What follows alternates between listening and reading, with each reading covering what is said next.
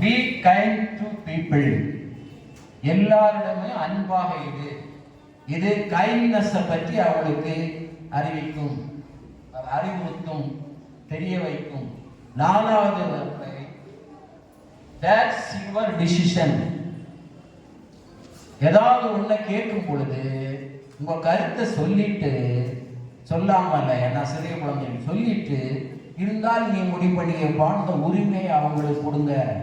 நீங்க ஜான்சி ராணியா மாறி அல்லது ஜெயலலிதாவை மாறி அல்லது வேற யாராவது மாறி குச்ச வச்சுட்டு ஏ உட்கார் ஏ எந்தி அப்படின்னா ஒரு 12th படிச்ச பிறகு அதே குச்சை பிடுங்கிட்டு அவன் உங்களை சொல்லுவான் ஏ உட்காரு ஏ எந்திம்பான்.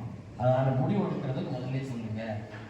அடுத்தது 5வது tell me about your day. பள்ளியிலேருந்து வந்த உடனே கேளுங்க, இன்னைக்கு பள்ளியில நீ வீட்டிலேருந்து போல இதுவரைக்கும் உன்னுடைய நாள் எப்படி போச்சு, அவன் பள்ளிக்கூடத்தை எப்படி கடத்தினான், சண்டை போட்டானா, ஆசிரியர்கிட்ட எப்படி நடந்துக்கிட்டான், எல்லாமே வெளியே வந்துடுவாங்க. வீட்டு பாடத்துல மட்டும் கவனம் செலுத்தாதீங்க, இதுல கண்டிப்பா கவனம் செலுத்துங்க. 6வது பாயிண்ட் என்னன்னா மேனர்ஸ் ப்ளீஸ். இதான் மேனர்ஸ் இருக்கான்னு நம்ம கேட்குறோம்ல, அதுதான் முதல்ல நம்ம சொன்னாதானே இருக்கும். அதனால நல்ல நடத்தை அது கற்றுக் கொடுக்கும். 7வது பாயிண்ட் என்னன்னா be grateful for what you have. உன்கிட்ட என்ன இருக்கோ, பறக்கிறதுக்கு ஆசைப்படாத, உன்கிட்ட என்ன இருக்கோ அதை வச்சு நீ மகிழ்ச்சி அடை, அதை வச்சு திருப்தி அடை. இல்லாத அப்புறம் வரும் நம்ம வாங்கிக்கலாம். ஐயோ பக்கத்து பையன் அதை போட்டிருக்காங்கலாம் ஆசைப்படாத, பக்கத்து பொண்ணு இதை போட்டு ஆசைப்படாத. 8வது பாயிண்ட் என்னன்னா what you like to do. நீ என்ன விரும்புகிறாயோ அதை செய். நீ என்ன விரும்புகிறாயோ அதை செய். இதை பெற்றோர்கள் நிச்சயம் இதே மாதிரி ஆசிரியர்களுக்கு என்ன, குழந்தைகளுடைய பெற்றோர்களுக்கு செய்ய வேண்டியது என்ன என்பதை நான் இறுதி உரையில் சொல்றேன். என்ன நேரம் ஏற்கனவே ஆயிடுச்சு. அந்த உரிமையை அவங்களுக்கு கொடுங்க. அதனால ஒன்றும் ஆயிடாது. அப்துல் கலாம் பற்றி தெரியாம யாராவது இருக்கீங்களா? யாருமே இல்லை, எல்லாருக்கும் தெரியும். அணு விஞ்ஞானி, அதை அடிப்படையாக வைத்து இந்திய ஜனாதிபதியாக வந்தார். ஆனால் இது எங்கேயோ யாரும் அவருடைய அக்னி சிறர்களை படித்தது மட்டும் இல்லை, அவர் கூட பணியாற்றியவர் என் கூடயும் பணியாற்றினார். எங்கள் பாரத நிறுவனத்தில் எங்களுடைய R&D டிபார்ட்மெண்ட்டில் வந்தார். அவர் சொன்னதுதான் அப்துல் கலாம் முதல்ல படிச்சு சென்ட் ஜோசப் காலேஜில் படித்தார். திருச்சி சென்ட் ஜோசப் காலேஜில் தான் படித்து முடித்த உடனே அவர் ஏதாவது ஒரு வேலை கிடைக்கணும்னு சொல்லிட்டு ஏர்ஃபோர்ஸில் இன்டர்வியூ போயிருக்கார். இராணுவத்தில் சேர்ந்தது கிடைக்கல. வச்ச டெஸ்ட்ல எல்லாம் அவர் ஃபெயில், கிடைக்கல. அதுக்கு பிறகுதான் ISRO இன்டர்வியூ போய் அது தொடர்பட்ட படிப்பு அவர் படித்திருந்த காரணத்தினால் ISRO அணு விஞ்ஞானியாக இந்திய நாட்டினுடைய ஜனாதிபதியாக வந்தது மட்டும் இல்லை, சமீப காலத்துடைய ஜனாதிபதியில் இளைஞர்களுடைய ஒரு கனவு நாயகனாக அவர் உருப்பெற்றார். அதனால யாருடைய திறமை எங்கிருந்து வெளிப்படும் என்று தெரியாது. அவர் குழந்தைகளுடைய திறமையை கண்டு அந்த வழியிலே நீங்கள் செல்லுங்கள். அவர் சென்ட் ஜோசப் காலையில் படிக்கும் பொழுது வறுமையின் காரணமாக தினமும் காலையில் பேப்பர் கொண்டு வர பத்திரிகை. இது அவரே சொல்லியிருக்கார். எங்க அம்மா சப்பாத்தி சுடும் பொழுது நாங்க எல்லாம் சாப்பிட முடியாத சப்பாத்தியா பார்த்து ஏதாவது ஒண்ணு கருப்பா இருக்கு, இதான் நல்லது அப்படின்னு சொல்லி எடுத்து வச்சுக்குவாங்க. கருப்புன்னா கரிஞ்சு போற சப்பாத்தி யார் சாப்பிட தர மாட்டாங்க. ஆனா அவங்க அம்மா வேற மாவுல வீட்டுல, இது அவருடைய புத்தகத்திலே இருக்கு, படிச்சு பாருங்க. அவர் 2-3 புத்தகம் எழுதியிருக்காரு. குறிப்பா அக்னி சிறகுகள் என்ற புத்தகத்தை படிக்க. அந்த 2020 2020 இந்தியாவில் படிக்காதீங்க, அது அரசியலா இருக்கும். அக்னி சிறகுகள் படியுங்க. இன்னும் ஒரு சில புத்தகங்கள் இருக்கு, அதை படியுங்க. அது எல்லாருக்கும் பயன்படும். இப்போது பட்டிமன்ற பேச்சாளர்களை அழைக்கின்றேன். முதல்ல கல்வியே என்ற அணிவன் சார்பில் திருமதி அன்னபூரணி, தமிழ் ஆசிரியர், இங்க பார்த்து அவர்களே பேச அழைக்கின்றேன்.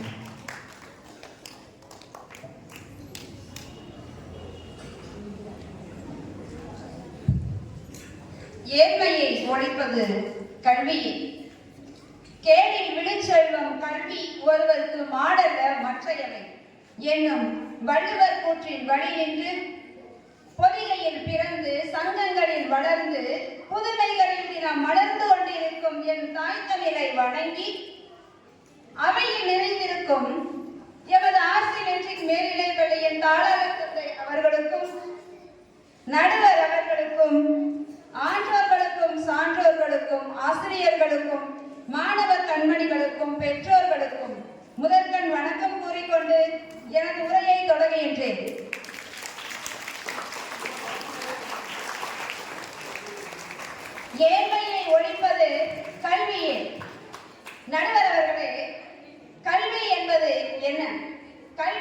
நமது அறியாமையை நீக்கி அறிவை வளர்த்து வாழ்வில் உயர்ந்த நிலைக்கு அழைத்து செல்லும் கற்றலின் அனுபவம்.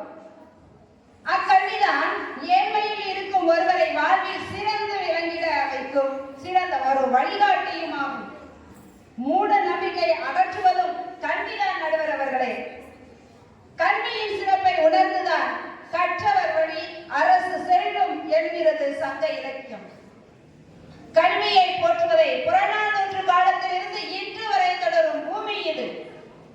ஏழ்மையில் இருக்கும் ஒரு கற்காத மனிதனிடம் பணத்தை கொடுத்தால் என்னவாகும்? அவன் தன் அறியாமையில் அதனை விரைவில் இழந்து அழித்து விடுவான். மிகுதியாக பணம் இருக்கும் போது அவன் தானும் கெட்டு இந்த உலகத்தையும் சீர்கேட்டிற்கு அழைத்து சென்று விடுவான். ஆமாம் நடுவர் அவர்களே, படிக்காதவரிடம் காசு இருந்தால் என்ன கொள்ள முடியாது. இத்தகைய நிலையில் கல்வியே சமூக மாற்றத்தின் இன்றியமையாத காரணியாக விளங்குகிறது என்பதை நான் கூறிக்கொள்கிறேன். தனி மனிதனை சமுதாயத்திற்கு ஏற்றவனாக மாற்றுவதே கல்வியின் முதன்மையான நோக்கம். வாழ்க்கையை நடத்துவதற்கான அடிப்படை திறன்களை தருவது கல்வி மட்டுமே. வளமையும் வறுமையும் வாழ்க்கை எனும் நாணயத்தின் இரு பக்கங்கள். வறுமையிலும் செம்மையாய் வாழவை அறிவுறுத்துவதே நமது கல்வி.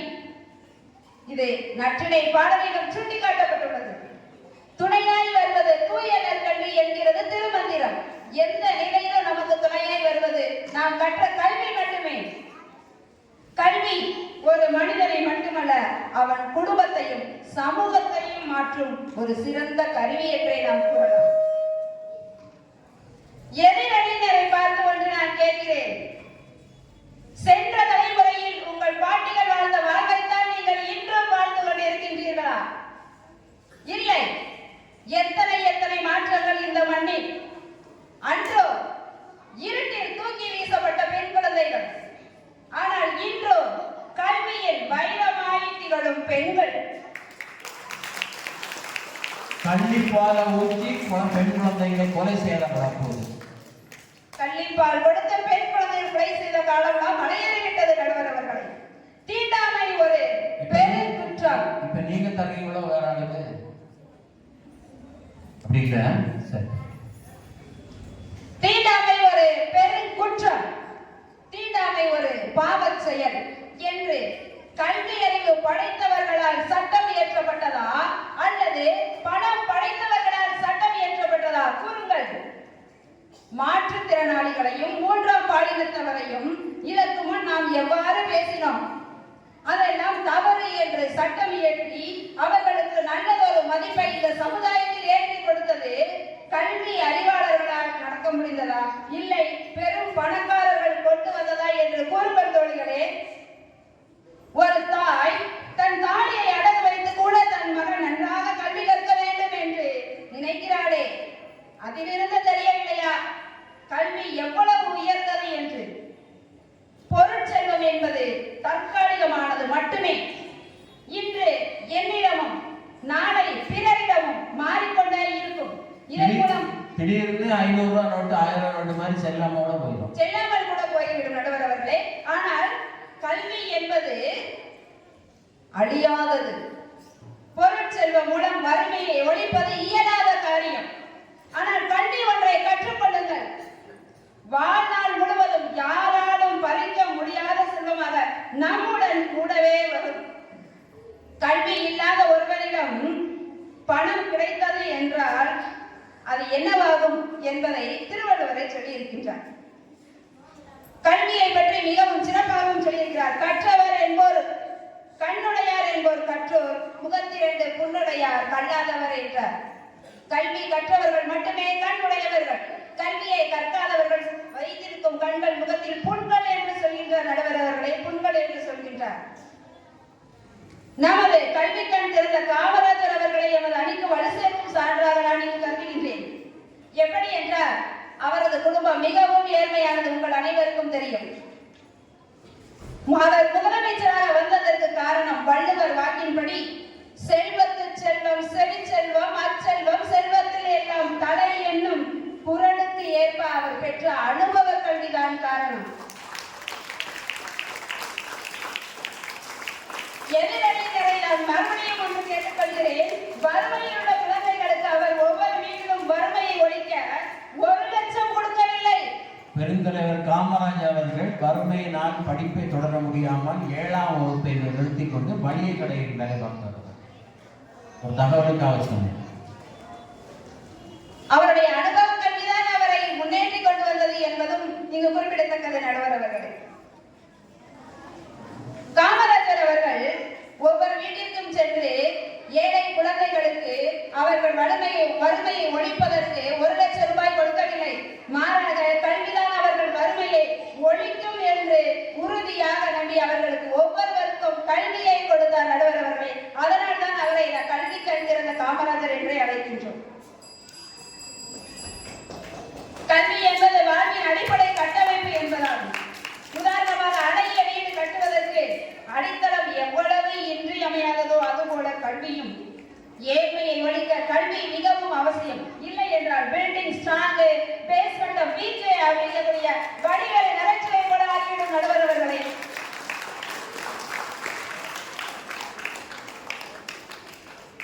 கல்வியை பொருள் போல வைத்திருந்தாலும் பிறரால் கவர்ந்து கொள்ள முடியாது.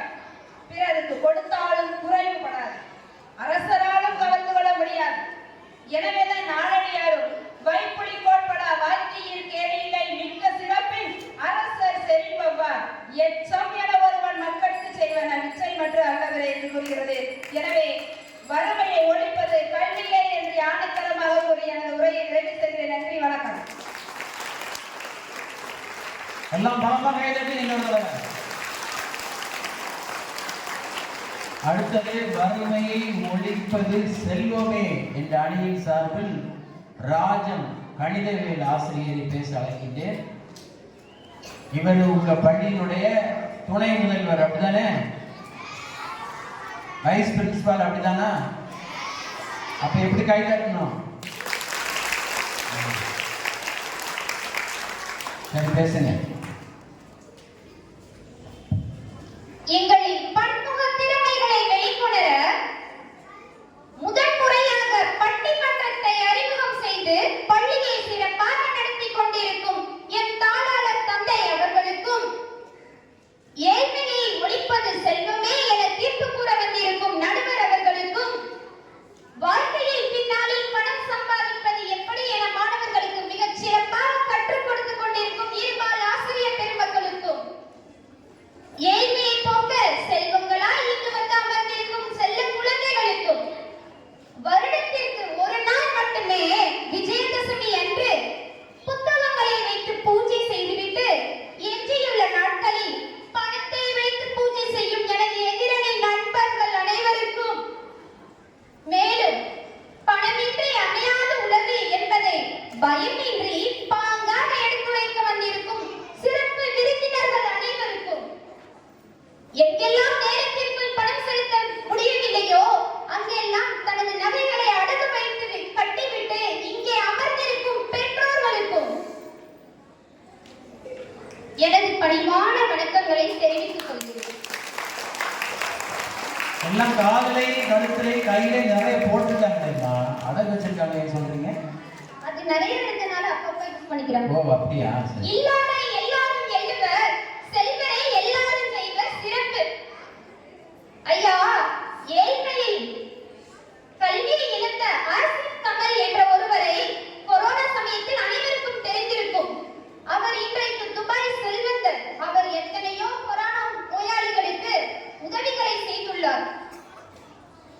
பணம் இருந்தால் நீங்களா வாங்க வாங்க அப்படின்னும், பணம் இல்லைனா நீயா வா அப்படின்னு அழைக்கிற சமுதாயத்துல தான் இன்னைக்கு நம்ம இருக்கோம். பார்க்கிறது மட்டும் இல்லாம மதிக்கவும் செய்யணும்னா வறுமையை ஒழிக்கவால பணம் கட்டாயம் நம்மளுக்கு தேவை. படிப்பு இருந்தாதான் உங்க ஈஸியன் முன்னாலேயும் உங்க படிப்பு பின்னாலேயும் வரும் நினைக்கிறவங்களுக்கு ஒண்ணு சொல்றேன். உண்மையா சொல்லணும்னா உங்ககிட்ட காசு இருந்தாதான் உன் சொந்தக்காரன் பத்திரிக்கையிலேயும் உன் பேர் வரும். ஆமாவா இல்லையா? இன்னைக்கு நிலைமையில காசு கொடுத்தாதான் அந்த கடவுளையே பக்கத்துல பார்க்க முடியுது. அங்க போய் நான் எம்ஏ படிச்சிருக்கேன், எம்எஸ்சி படிச்சிருக்கேன், என்ன கடவுளை பார்க்க முடியுதுன்னு சொன்னா யாராவது விடுவாங்களா? கை தட்டுங்க. ஏன்னா குடிக்கிற தண்ணி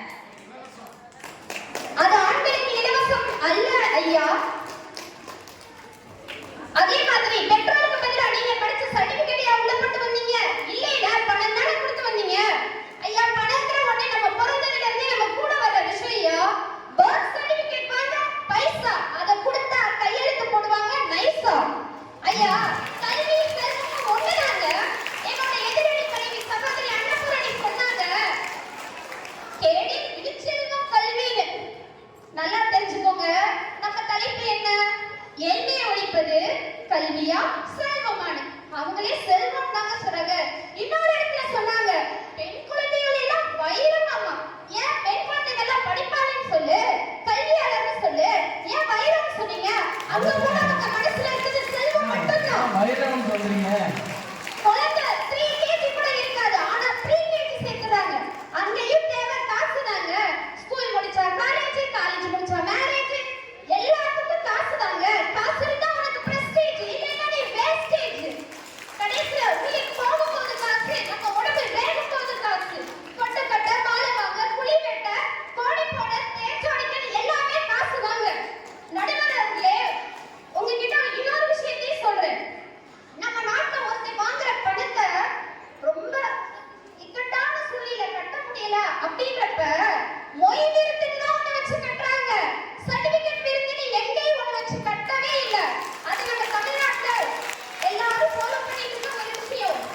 கைக்கு கை மாறும் பணமே, உன்னை கைப்பற்ற நினைக்கிது மனமே.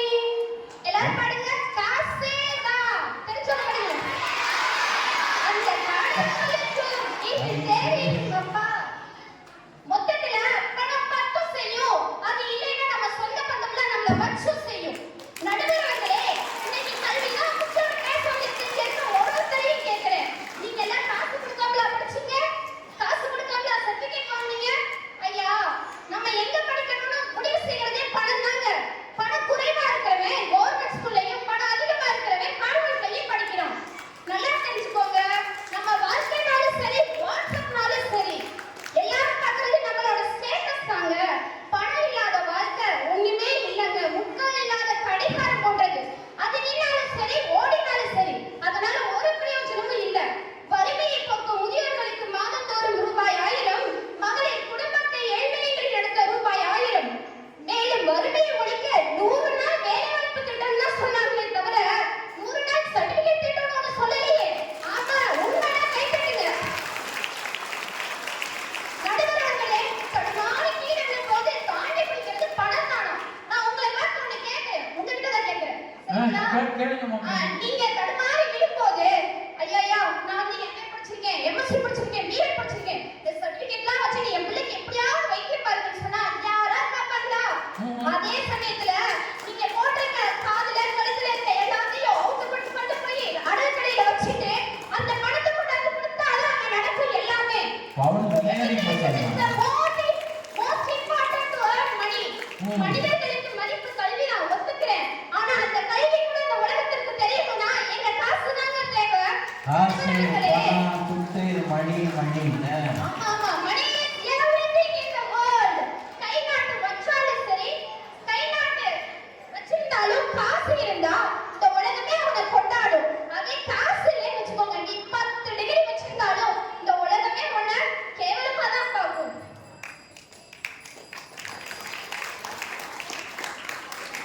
இன்னைக்கு ஒரு வீட்டு பொண்ணு வந்தா கூட சரஸ்வதி வந்திருக்கான்னு யாரும் சொல்ல மாட்டாங்க, மகாலட்சுமி வந்திருக்கான்னு தான் சொல்லுவாங்க. ஆமாவா? இன்னைக்கு நம்ம ஸ்கூல்ல இருக்க பிள்ளைங்க எல்லாரோட முகத்தை பாருங்க. இந்த 14 வருஷம் சர்வீஸ்ல ஒரு நாள் கூட இந்த பிள்ளைங்களை இவ்வளவு சந்தோஷமா நான் பார்த்தது இல்ல. ஏன்னா வெறும் படிப்பு புத்தகத்தை மட்டும் தூக்கிட்டு வரும்போது அவங்க முகத்துல அவ்வளவு சந்தோஷம் இல்ல. ஆனா இப்ப பாத்தீங்கன்னா பணத்தோட சேர்ந்து வரும்போது அவ்வளவு சந்தோஷமா இருக்காங்க. இவ்வளவு நேரம் பேசணும் பாயிண்டே போதுமா? எனக்கு நல்லா அவங்க பேசுறது ஒண்ணுமே இல்லை. முடிச்சிருக்கேன். நடுவர் அவர்களே,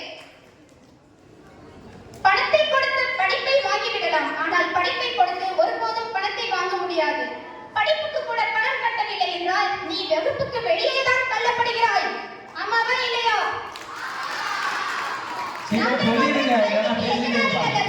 ஆனால் அந்த கல்வியை நாங்கள் கொடுக்கும் செல்வத்தினால் தான் என்பதை இங்கு அடிக்கோடிட்டு காட்ட விரும்புகிறோம். பணமின்றி கல்வி இல்லை, ஏழ்மை ஒழியாது பணமின்றி. கொடுத்த வாய்ப்புக்கு மிக மிக நன்றி. நன்றி, வணக்கம். தீர்ப்பு கடைசியாக வரும். அப்போது இதெல்லாம் நேரத்தை பொறுத்து ஆராயப்படும். அடுத்ததாக கல்வி என்ற அணியின் சார்பில் VP பாரதி அவர்கள், ஆங்கில ஆசிரியர் அவர்களை உரையாற்ற அழைக்கின்றேன். எவ்வளவு வேகமா பேசுனாங்க பாருங்க. உங்க பங்காளி அதை விட நீ வேகமா பேசணும். என் விண்ணிற்கு அழகு நட்சத்திரங்கள், எம் கண்ணிற்கு அழகு எம் மாணவர்கள்.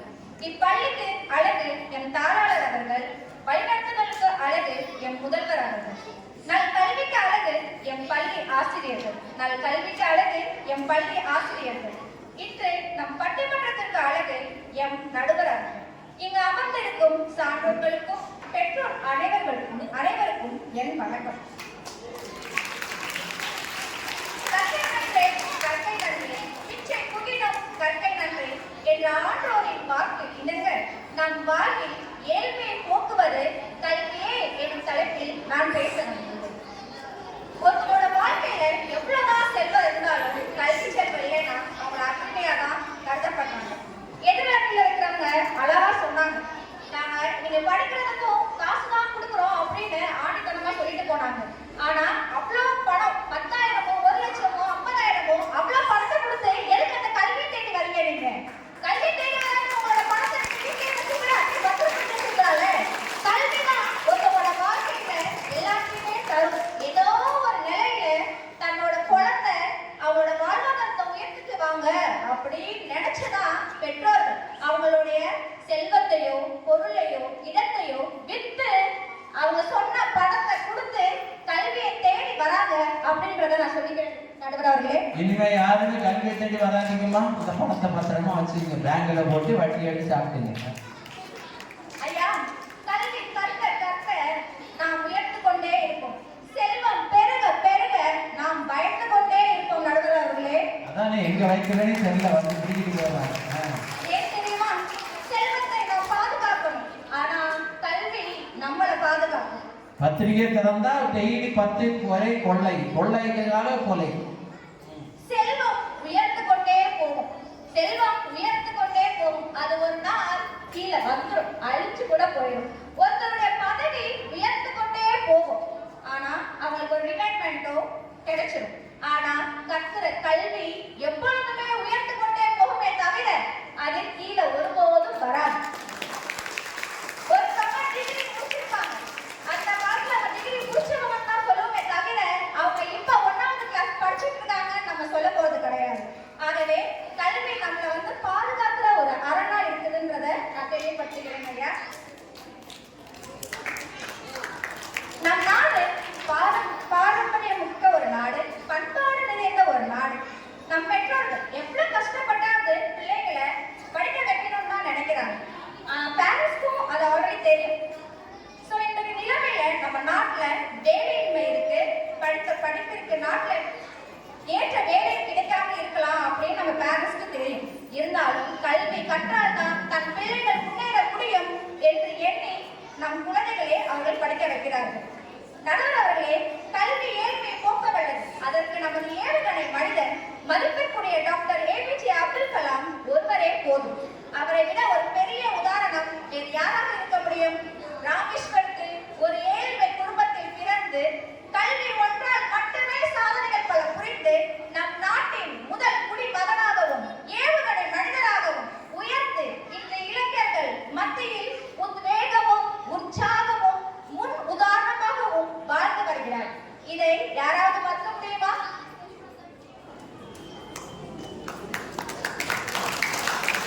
யாருமே மறுக்கல, கைதட்டாங்க.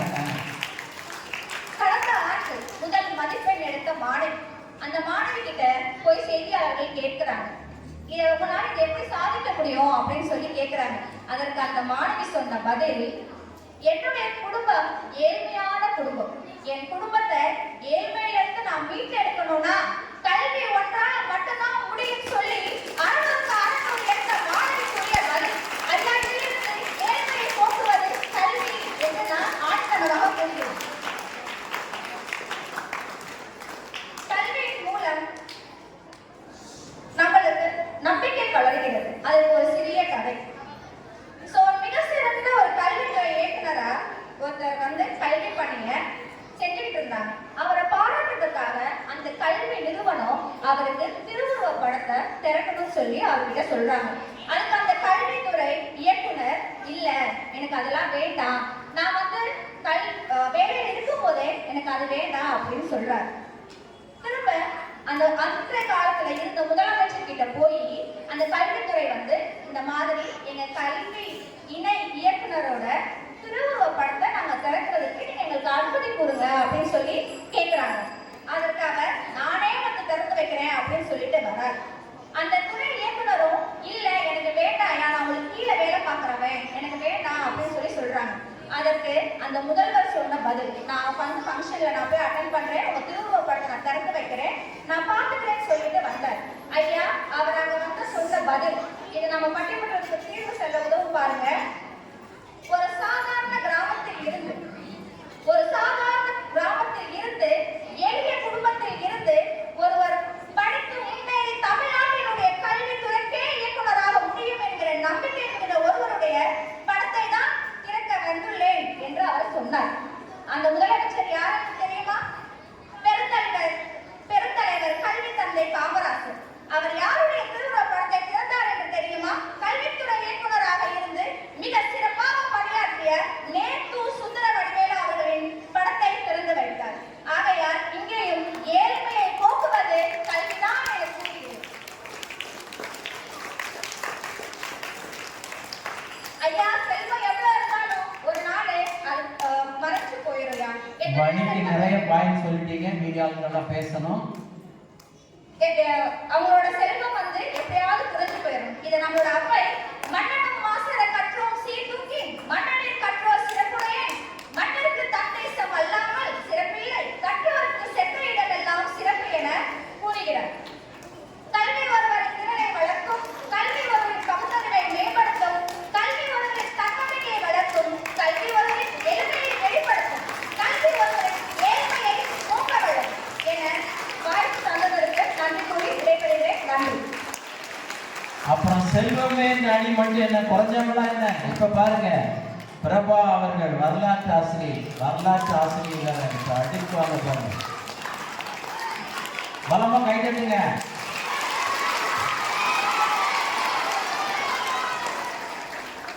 வரலாற்று சிறப்பு வாய்ந்த இம்மாபெரும் பட்டிமன்றத்தின் நடுவர் ஐயா அவர்களே, கல்வியே என்னும் காமெடி தலைப்பில் இங்கு பேச வருகை தந்துள்ள காமெடி பீஸ்களே, செல்வமே என்னும் தலைப்பில் என்னுடன் பேச வந்துள்ள என் உடன்பிறவா செல்வங்களே, இம்மாபெரும் பட்டிமன்றத்தை காண வருகை தந்துள்ள அருட்தந்தை அவர்களே, மாணவ செல்வங்களே செல்வங்களே செல்வங்களே, அவர்களோடு வருகை தந்துள்ள பெற்றோர்களே, மாணவ செல்வங்களே, 4 தடவை சொல்லிட்டாங்க, எல்லாம் கைதட்டுங்க. பள்ளியில் பணிபுரியும் ஆசிரியர்களே, உங்கள் அனைவருக்கும் எனது பணிவான வணக்கத்தை தெரிவித்துக் கொள்கிறேன். ஏழ்மையை போக்குவது செல்வமே என்ற தலைப்பில் பேச வந்துள்ளேன். ஏழையின் சிரிப்பில் இறைவனை காணலாம், ஏழ்மையின் முகத்தில் ஏமாற்றத்தை காணலாம், மாசற்ற முகத்தில் மகிழ்வை காணலாம், நோயற்ற வாழ்வில் தேக தெளிவை காணலாம். இப்படி எல்லாவற்றையும் கண்டிடலாம். ஆனால் பசியுள்ள வயதில் என்ன காண முடியும்?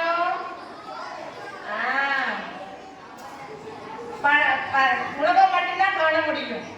ஏழ்மைக்கு முக்கிய காரணம் மக்கள் தொகை பெருக்கம் என்று புள்ளிவிவரம் கூறுகிறது. ஏதாவது ஒரு 2 சர்டிபிகேட்டை படிச்சு சாப்பிட்டோம்னா பசி அடங்காதா? ஆனால் மக்கள் தொகையோ முதலிடத்தில் உள்ளது. மக்களுக்கு வேலையில்லா திண்டாட்டம் நீங்கினால்தான் ஏழ்மை நிலை மாறும். நமது ஏழ்மை நிலை மாற வேண்டும் என்றால் அதற்கு முக்கிய தேவையாக இருப்பதே பணம் மட்டுமே. ஒரு மனிதனின் சூழ்நிலையை மாற்றக்கூடிய ஒவ்வொரு சக்தியும் பணத்தால் மட்டும்தான் முடியும். ஏழ்மையை நீக்க கல்வி ஒரு கருவிதானே தவிர ஏழ்மையை போக்க செல்வம் ஒரு மனிதன் ஏழ்மையை நீக்க கல்வி ஒரு கருவிதானே தவிர அது வறுமையை நீக்கும் நிரந்தர தீர்வு. தான் எவ்வளவுதான் பத்து தேர்ந்திருந்தாலும் பசி என்று வந்தவுடனே சோற்றுப்பானையை தவிர கைகள் தேடுகின்றன. தன் குடும்பம் வறுமையில் உருண்டுவிடக் கூடாது என்று எண்ணி அந்த கால புலவர்கள் பணம் படைத்த அரசர்களை பற்றியும் அவர்கள் சிறப்பை பற்றியும் கூறி பரிசு பெற்று அந்த பொற்காசை வைத்து தானே தன் பிழைப்பை நடத்தினர். அந்த காலத்தை விட்டுவிடுங்கள், இந்த காலத்திற்கு வருவோம். பணம் படைத்தவன் பாதாளவரையும் செல்வான். பணம் என்றால் என்ன வாயை பிளக்குமா? பிணமும் வாயை பிளக்குமா? இந்த பழமொழியை கேட்டது இல்லையா நடுவர்களே? 1 கோடி ரூபாய் இருந்தா அவன் கோடீஸ்வரன். கல்வியின் சிறப்பை கூறிய திருவள்ளுவர் கூட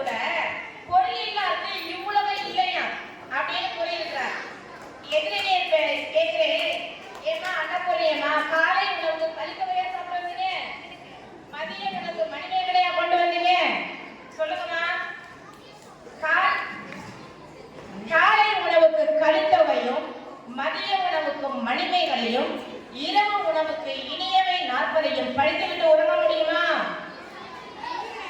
ஏன்? சக்கரை நோய் வரும். இனியவே 40 படிச்சீங்கன்னா இனிப்பு அதிகமாகி சக்கரை நோய் வந்துடும். உணவு வேண்டும். அந்த உணவு வாங்குவதற்கோ செய்வதற்கோ பணம் வேண்டும். கல்வி கல்வின்னு சொல்றாங்களே, கல்வியை வைத்துக் கொண்டு அறிவை மட்டுமா வளர்க்குறீங்க? இல்லவே இல்லை நடுவர்களே. பணம் சம்பாதிப்பதுக்கு தான் நீங்க கல்வியை படிக்கிறீங்க. இந்த உலகத்துல பணம் இருக்கிறவங்கள மட்டும்தான் முன்னேறியவர் என்று சொல்லுவாங்க. பணம் இல்லாதவங்களை என்ன சொல்லுவாங்க? விளக்க தெரியாதவங்கன்னு சொல்லுவாங்க. எதிரியை பேசுனதே காதுல கேட்கறதுக்கும் மேடையில பேசுறதுக்கும் வேணா நன்றாக இருக்கும். ஆனால் அது உண்மை இல்லை நடுவர்களே.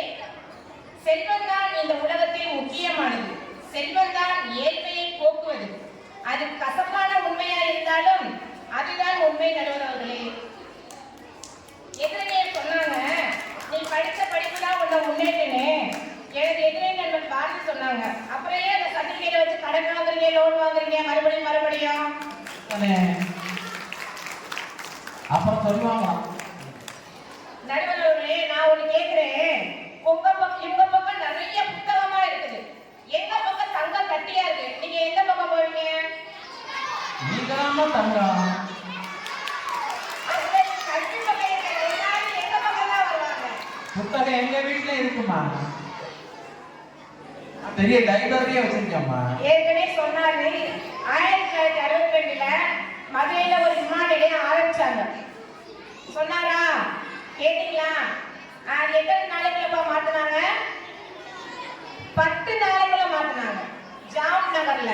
அவர் யாரு? அம்பானி. ஏன்? அவர் மகனுக்கு கல்யாணம் நடச்சா இல்லையா? அதே மாதிரியா ஒரு பெரிய புலமை வாய்ந்த புலவர் ஒரு சின்ன டீ கடையில போய் டீ குடிக்கிறாரு. அதே டீ கடையில போய் பில்கேட்ஸ் போய் டீ குடிக்கிறாரு. அப்ப என்ன சொல்லுவாங்க? அடுத்த பேப்பர்ல வரும், புலவர் டீ குடிச்சாருன்னா சொல்லுவாங்க, பில்கேட்ஸ் டீ குடிச்சாருன்னா சொல்லுவாங்க. ஏன்? அவர் பணக்காரன். 2016ஆம் வருடம் ஞாபகம் இருக்காங்கய்யா? 500 ரூபாய் 1000 ரூபாய் செல்லாதுன்னு சொன்னாங்க. ஞாபகம் இருக்கா? நைட்டோட நைட்டா நீங்க எல்லாம் போகவே இல்லையா மாத்துறதுக்கு? போனீங்களா எல்லாரும்? இல்லம்மா, எல்லா பணத்தையும் புதைச்சு போட்டாங்க. ஐயா, அதே மாதிரி என்னோட வாழ்க்கையில ஒரு சம்பவம் நடந்துச்சு. சொல்லுங்க. 2018ல எனக்கு கல்யாணம் முடிஞ்சு. அப்படியா? யார் அந்த அதிர்ஷ்டசாலி? என்னோட வீட்டுக்காரர் ஒரு சமூக ஆர்வலர். ஆஹா. அவர் நம்ம இப்ப கல்யாணம்னா என்ன போய் வைப்போம்? உறவினர் அழைக்கிறதுக்கு என்ன கொண்டு போய் வைப்போம்? பத்திரிகை, திருமண விழா அழைப்புதல். ஆனா ஏன் வீட்டுக்காரர் என்ன கொண்டு போய் வச்சா தெரியுமா? புத்தகம் பெருவிழா அழைப்புதல். என் கல்யாணத்துக்கு வந்தவங்க பூரா புத்தகமால கொண்டு வந்தாங்க. அந்த புத்தகத்தோட விலை எவ்வளவுனா 50 ரூபாய் 100 ரூபாய். நாங்க கல்யாண செலவு பண்ண காசு கூட எனக்கு வரவே இல்லை. நீங்க அதுல 2 பேப்பரை கிழிச்சு ஏழை வச்சிருக்கணும் சாப்பாட்டுக்கு பதிலா. அந்த ஒரு வருஷமா அந்த கடன் அடைக்க நாங்க கஷ்டப்பட்டோம். நம்ம வாழ்க்கைக்கு செல்வம் மட்டும்தான் முக்கியம். அந்த கஷ்டம் இன்னும் முடியல போயிட்டு பார்த்தா அப்படிதான் தெரியுது. காசுதான் உங்க உயரத்தை தீர்மானிக்கும், உங்க இடத்தை தீர்மானிக்கும், உங்க அந்தஸ்தை தீர்மானிக்கும். உங்க ஸ்டேட்டஸ உருவாக்கி தருவது எதுதான்? காசுதாங்கய்யா. வாட்ஸ்அப் ஸ்டேட்டஸ் கிடையாது. வாழ்க்கையில் இருக்க ஸ்டேட்டஸ் தான் உருவாக்கி தருவது பணம் தான். ஆகவே ஏழ்மையை போக்குவது செல்வமே செல்வமே செல்வமே என்று தீர்ப்பளிக்குமாறு கேட்டுக்கொள்கிறேன். நன்றி, வணக்கம். பலமா கையில. அடுத்தது கல்வியே இந்த அணியின் சார்பில் அனுசியா வேதியியல் ஆசிரியர். விடுவாங்களா? H2O வாட்டர் போறாங்களா எனக்கு தெரியும். அன்பின் உருவம், அறிவின் ஊற்று, பண்பின் சிகரம், உழைப்பில் தேனி, தன் நம்பிக்கையின் திறவுகோல் என்ற வரிகளுக்கு சொந்தக்காரரான என் பள்ளியின் தாளர் தந்தை அவர்களே, கல்வி என்பது கடல், அதை கற்றுக் கொடுப்பது தொழில் அல்ல, தவம் என்ற பொன்மொழிக்கேற்ப பள்ளியை வழிநடத்தும் தலைமை ஆசிரியை அவர்களே, அறிவின் துளிகளை அள்ளி வந்து வகுப்பறை எங்கும் புதுமை செய்கின்ற வித்தகர்கள், அறியாமை இருளவர்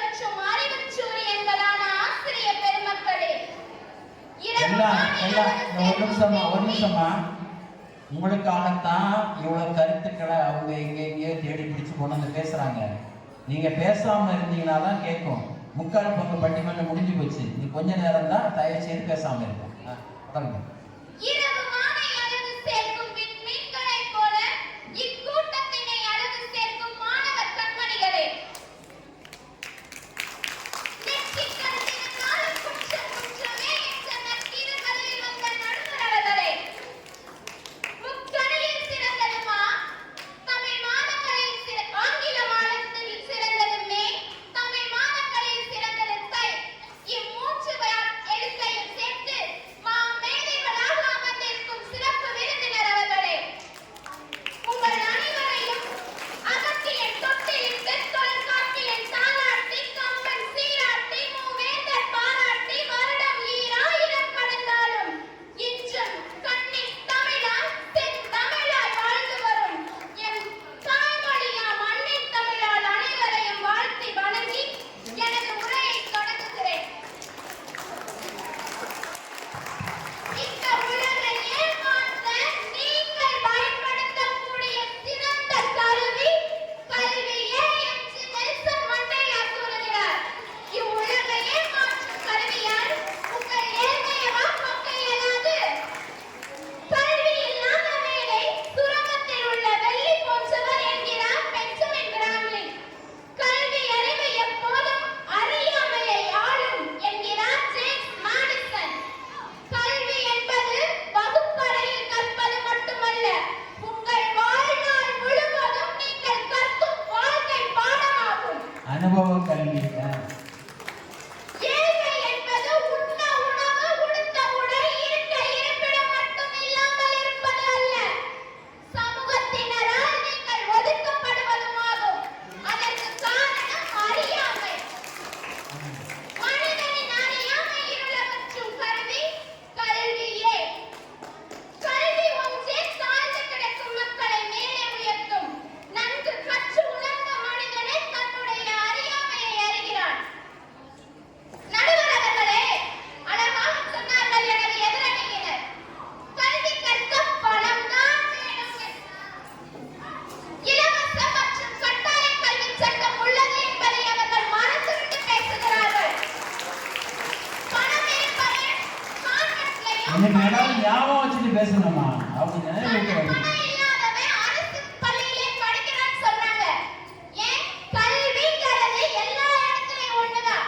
என் புள்ள கான்வென்ட்ல படிக்கிறான், நான் 1 லட்சம் ஃபீஸ் கட்டினேன் அப்படின்னு சொல்றதுக்காக தான் பெற்றோர் பணம் இருக்கிறவங்க கொண்டு வந்து சேர்க்கிறாங்க. நடுவர் அவர்களே, தனியார் பள்ளியில் கூட RTE அப்படின்ற ஒரு சட்டம் இருக்குது. இச்சட்டத்தின் நோக்கம் என்னன்னு தெரியுமா நடுவர் அவர்களே? குழந்தைகள் வேலைக்கு செல்வதை தடுத்து கல்வி கற்க வைப்பதே ஆகும். ஆரம்ப கல்வி முதல் முதியோர் கல்வி வரை நமக்கு உணர்த்துவது ஏழ்மையை போக்கும் ஒரே சிறந்த கல்வி கல்வி என்பதை. ஏழ்மையை ஒழிப்பது செல்வம் என்றால் நம் குழந்தைகளை நாம் தொழிற்சாலைக்கு தான் அனுப்பி இருக்கோம், செல்வத்தை சேர்க்க சொல்லி பாடசாலைக்கு அல்ல. இங்கு நீங்கள் அனைவரும் வந்து அமர்ந்திருப்பது ஏழ்மையை போக்கி உயர்ந்த நிலைக்கு உயர்த்துவது கல்வியே என்பதால் தான். செல்வத்தை சேர்க்க சொன்னாங்க. ரொம்ப அழகா சொன்னாங்க. நீங்க வந்து படிக்கணும் அப்படின்னா உங்களுக்கு கல்வி வேணும், பணம் தான் பத்தும் செய்யும், பணம் பாதாளம் வரை பாயும்லாம் சொன்னாங்க. அந்த பணத்தை நீங்க சம்பாதிக்கிறதுக்கும் செலவு பண்றதுக்கும் கூட கல்வி அறிவு வேணும் நடுவர்களே. சரியான திட்டமிடலுக்கு கல்வி தேவைன்னு சொல்றாங்க. இயல்பாவே நம்ம குழந்தைய என்னன்னு சொல்றோம்? நல்லா படிச்சினாதான் நல்ல நிலைமைக்கு வருவேன்னு சொல்றோம். நல்லா பொருள் சேர்த்துக்க, நல்லா பணம் சம்பாதின்னு எந்த குழந்தைக்கும் நாம சொல்லிக் கொடுக்கறது இல்ல. பணம் செலுத்தி கல்வி கற்ற காலம் மலையேறி போச்சு நடுவர் அவர்களே. இன்று உதவித்தொகை பெற்றுக்கொண்டு மாசம் சம்பாதிக்கிறாங்க அப்படின்னு கூட சொல்லலாம். மாசம் காசு வாங்கிட்டு படிக்கிறாங்க நடுவர் அவர்களே.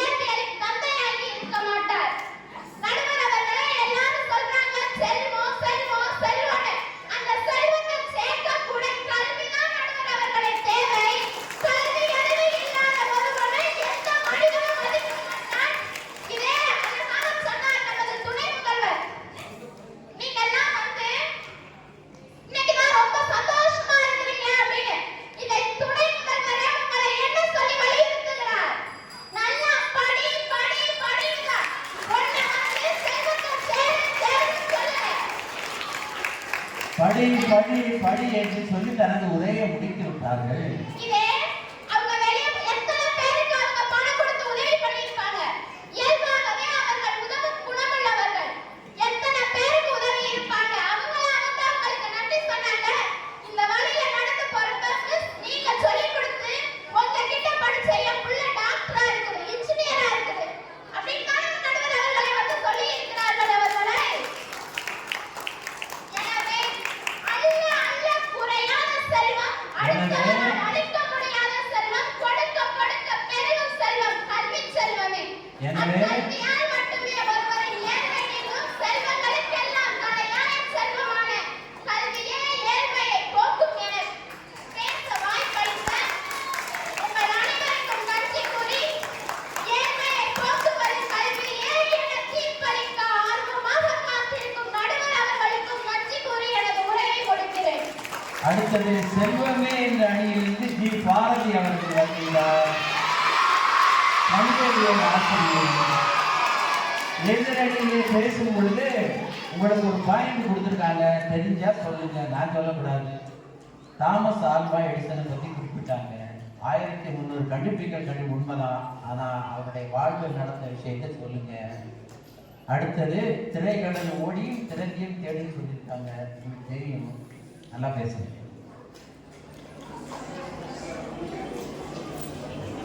ஆதியும் அந்தமும் ஆனவரே, என் தமிழ் அன்னைக்கு உனக்கு என் முதல் வணக்கம். ஆதவன் போல் அமர்ந்திருக்கும் நடுவர் அவர்களுக்கும் இந்நிகழ்வை ஏற்பாடு செய்த எனது தாளாளர் தந்தை அவர்களுக்கும் எனது வணக்கத்தை தெரிவித்துக் கொள்கிறேன். எனக்கு அன்பிற்கினிய எதிரணியினருக்கும் என்னோடு கருத்தொருமித்த என் அணி சகோதரிகளுக்கும் என் இனிய காலை வணக்கம். தன்னம்பிக்கையோடு தடைகளை தகர்த்திடும் எனது அருமை மாணவ செல்வங்களுக்கு எனது வணக்கம். வறுமையை போக்குவது செல்வமே என்று எடுத்துரைக்க இங்க வந்துள்ளேன். என்னப்பா நம்ம ஸ்கூல் ஒரே திருவிழா கோலமா இருக்கு, என்ன விசேஷம்? புட்ரசிகளா? ஃப்ரீயா புட்டு கொடுக்குறாங்களா? என்ன பண்ணணும்? காசு கொடுத்தாதான் எல்லாமே, அப்படிதானே? No money no money no gum no tips டா, அப்படிதானப்பா? No money no money no chips no cakes டா, அப்படிதானே? ஆமா. அப்ப ஒரு மனிதனோட அடிப்படை தேவையான ஒரு உணவு அப்படிங்கிறது இங்க காசை கொடுத்தாதான் நமக்கு கிடைக்கும். அப்ப அந்த காசு தான் இங்க எல்லாமே. அப்ப வறுமையை போக்குறது, வறுமைங்கிறது என்னது? ஒரு மனுஷனுடைய அவனுடைய வயிறை நிறைய வைக்கிறது தான். அப்ப அந்த வயிறை நிறைய வைக்கிறதுக்கு நமக்கு தேவை என்ன அப்படின்னா காசு தான். அந்த காசு இருந்தாலே நமக்கு என்ன ஆயிடும்? எல்லா வறுமையுமே போயிடும். அப்புறம் வறுமையே போக்குவது செல்வமே செல்வமே செல்வமே. அமெரிக்கால பிசினஸ் மேகசின் ஒண்ணு இருக்கு, ஃபோர்ப்ஸ் அப்படின்னு. அது ஒவ்வொரு ஆண்டும் பணக்காரர்கள் பட்டியல் அப்படிங்கிற ஒரு விஷயத்தை தான் வெளியிடுதே ஒழிச்சு எந்த படிச்சவர்கள் பட்டியலை வெளியிட்ட மாதிரி எனக்கு தெரியலப்பா. யாராவது தெரிஞ்சா எனக்கு கொஞ்சம் சொல்லுங்க. இப்ப நம்ம மாணவர்களையே கேட்போம், புதுசா ஒரு கல்யாணம் இருந்துச்சு, எல்லாருமே அதை பத்தி நிறைய பேசினாங்க. யார் பாது? அம்பானி வீட்டு கல்யாணம். ஏன் அது பேசு பொருளா இருக்கு? அது ஐயா சொன்ன மாதிரி கிட்டத்தட்ட 8000 கோடி செலவு பண்ணி கல்யாணம் பண்ணாங்க.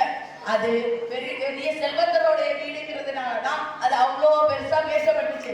இதே நோபல் பரிசு பேசுறவங்க வீட்டு கல்யாணம்னா நம்ம இவ்வளவு பேசுவோமா? கண்டிப்பா கிடையாது. இந்த வருஷம் யார் நோபல் பரிசு வாங்கினான்னு கூட நமக்கு தெரியாது. இதே மாதிரி உலக பணக்காரர்கள முதல் யாரு? எலான் மஸ்க், அப்படிதானப்பா? ஆமாவா இல்லையா? இந்தியாவில யாருக்கா பெரிய பணக்காரு? அம்பானி. இதெல்லாம் நமக்கு தெரியுது. ஆனா வேற யார் தெரியாது? நோபல் பரிசு பெற்றவங்கள இங்க யாரும் கண்டுக்க கூட ஆள் கிடையாது. அதானப்பா இன்னைக்கு உலக நிலைமை. அப்ப காசுதான் எல்லாமே. இப்ப கல்வி கூட அப்படித்தானே ஆகி போச்சு.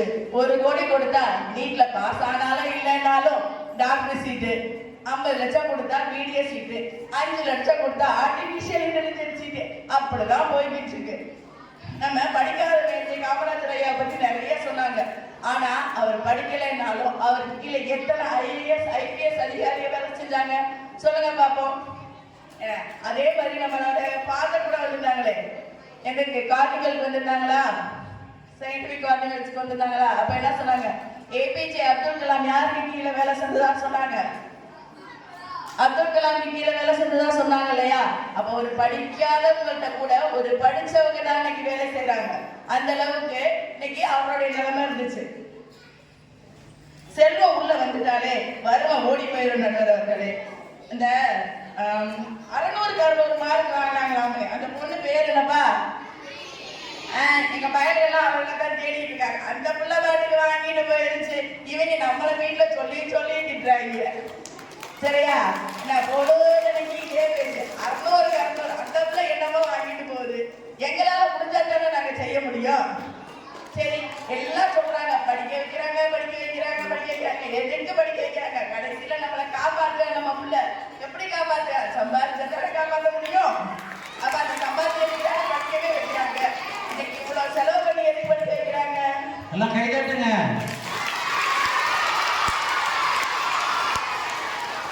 காசு தானே எல்லாமே.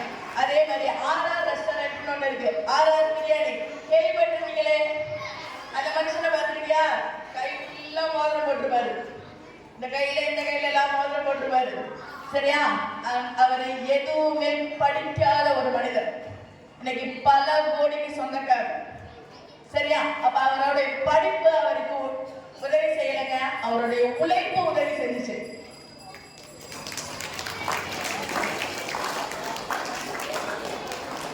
பில்லிகேட்ஸ் சொன்னாங்கப்பா, கண்டிப்பா நமக்கும் தெரியும் பில்லிகேட்ஸ் எல்லாம்.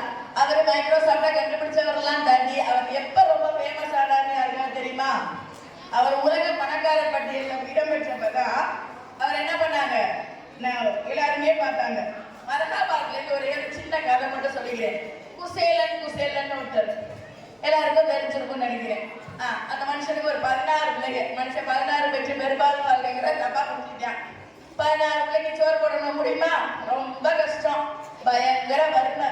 அவர் யாரு? கிருஷ்ணர்னு ஒரு கடவுள் இருப்பார் இல்லையா, அவரோட ஃப்ரெண்டு. சரியா? அவர் ஒய்ஃப் என்ன பண்ணுச்சு, கொஞ்சம் அவளை கையில கொடுத்து போய் அவங்க ஃப்ரெண்டை பார்த்துட்டு வாங்க அப்படின்னு அனுப்பி வச்சுச்சு. நேரா போறாரு, கிருஷ்ணன் கொடுத்துட்டாரு. கிருஷ்ணனை வாங்கிட்டாரு. வாங்கி கிருஷ்ணன் சாப்பிட அங்க என்ன நிறைஞ்சிச்சு அவர் வீட்டுல யாருக்கா தெரியுமா? காசா நிறைஞ்சிச்சா. ஏன் கொடுக்குற கடவுள் புஸ்தகமா கொடுத்தா படிச்சாங்க முன்னேறிடுவாங்க, கொடுக்க வேண்டியதானே? அங்க என்னதான் கொடுத்துச்சு? காசத்தான் கொடுத்துச்சு. அப்ப செல்வம் தான் முக்கியம். சரியா? இப்ப தமிழ மாட்டா ஒரு கேள்வி. அப்ப கம்பர் யாருப்பா? சொல்ல மாட்டாங்களே, என்ன சொல்லிடுவோம்ல.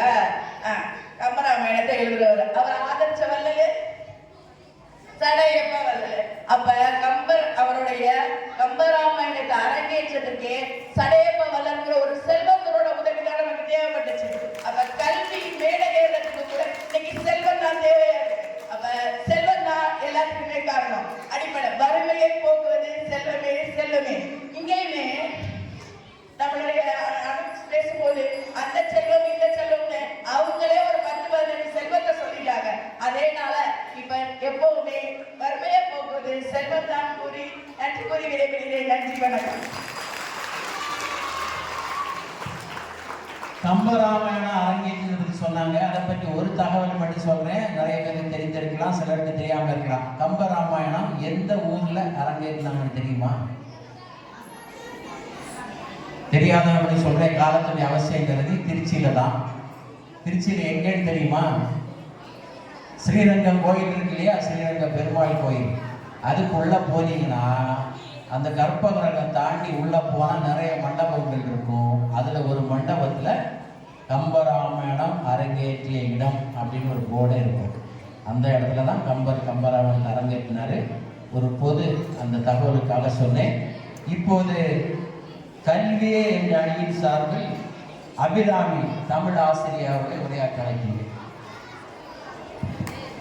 கல்லினுள் அறிவரை காணவும், காண வெள்ளத்தில் நிலை காணவும், புள்ளினுள் வைரப்படை காணவும், இப்பள்ளியை வழிநடத்தும் எம் பள்ளியின் தாளாளர் தந்தை அவர்களையும், நிற்கவும் நேரமில்லை உண்ணவும் நேரமில்லை என திட்டாய் பறந்து கொண்டிருக்கும் இந்த அவசரத்தில் எங்கள் அழைப்பை ஏற்று உங்களின் பல அலுவலர்களுக்கிடையில் தங்களின் பொன்னான நேரத்தை எங்களுக்காக ஒதுக்கி வந்திருக்கும் நடுவர் அவர்களையும் சிறப்பு விருந்தினர் அவர்களையும் தொட்டனை தூரும் மணற்கேணி மாந்தருக்கு கற்றனை தூரும் அருவி என்று கற்றுத்தறிந்து கற்பித்தலை தவமாக மேற்கொள்ளும் எனது அருமை ஆசிரியர் பெருமக்களுக்கும் எல்லாம் இன்னும் ஒரு ஆள் தான் பேசணும்.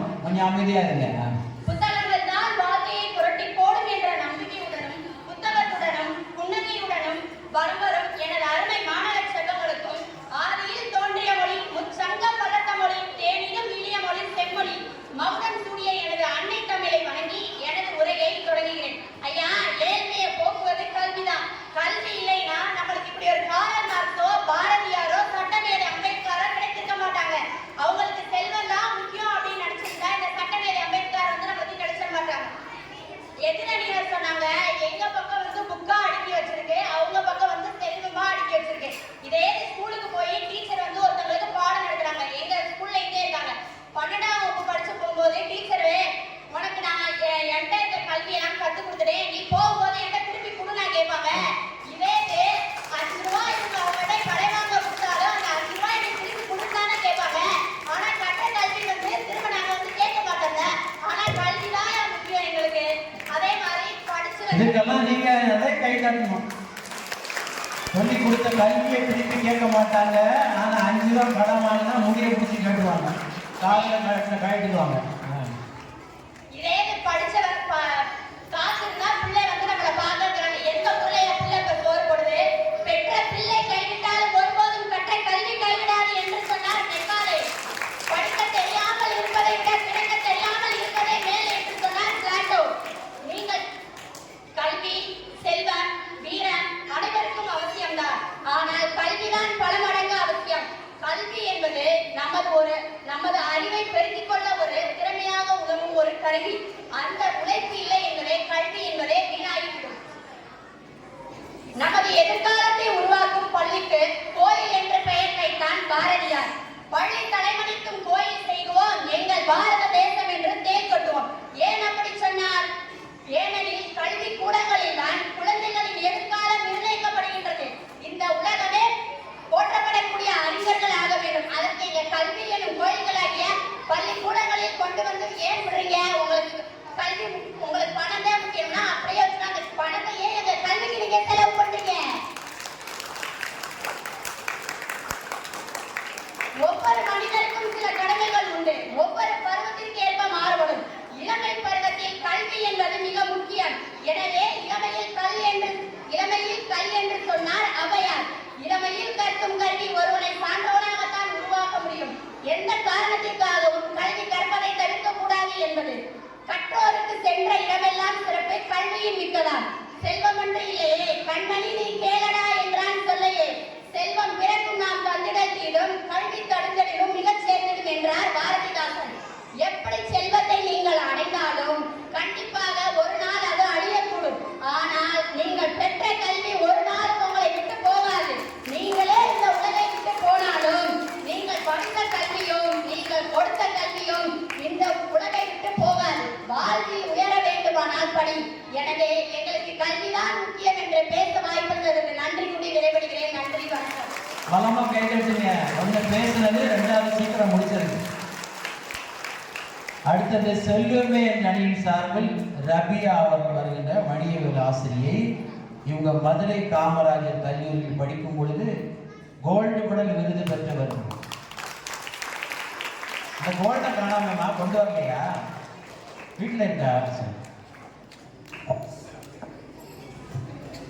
அவைக்கும் அவையில் அமர்ந்திருக்கும் என்னை போல அழகான எண்ணறி பேச்சாளர்களுக்கும் எங்களை தோற்கடிப்பதற்காகவே அமர்ந்திருக்கும் பேச்சாளர்களுக்கும் தாராளர் தந்தை அவர்களுக்கும் அப்ப ஒத்துக்கிட்டீங்களாமா? இப்பவே சரி பேசுங்க. வீரமங்கை தலைவி அவர்களுக்கும், தலைவராக யாருப்பா? நம்ம பிரின்சிபல் வந்து சொல்றோம். வீரமங்கை தலைவி அவர்களுக்கும் தளபதி சைட சொல்லணும்னா என் நெஞ்சில் குடியிருக்கும் மாணவ மாணவி செல்வங்கள். ஆஹா, வந்துருச்சு பாருங்க. நண்பா, நன்றி, தோழா, தோழி, தோழா, தோழி. என் நெஞ்சார்ந்த மதிய வணக்கம்.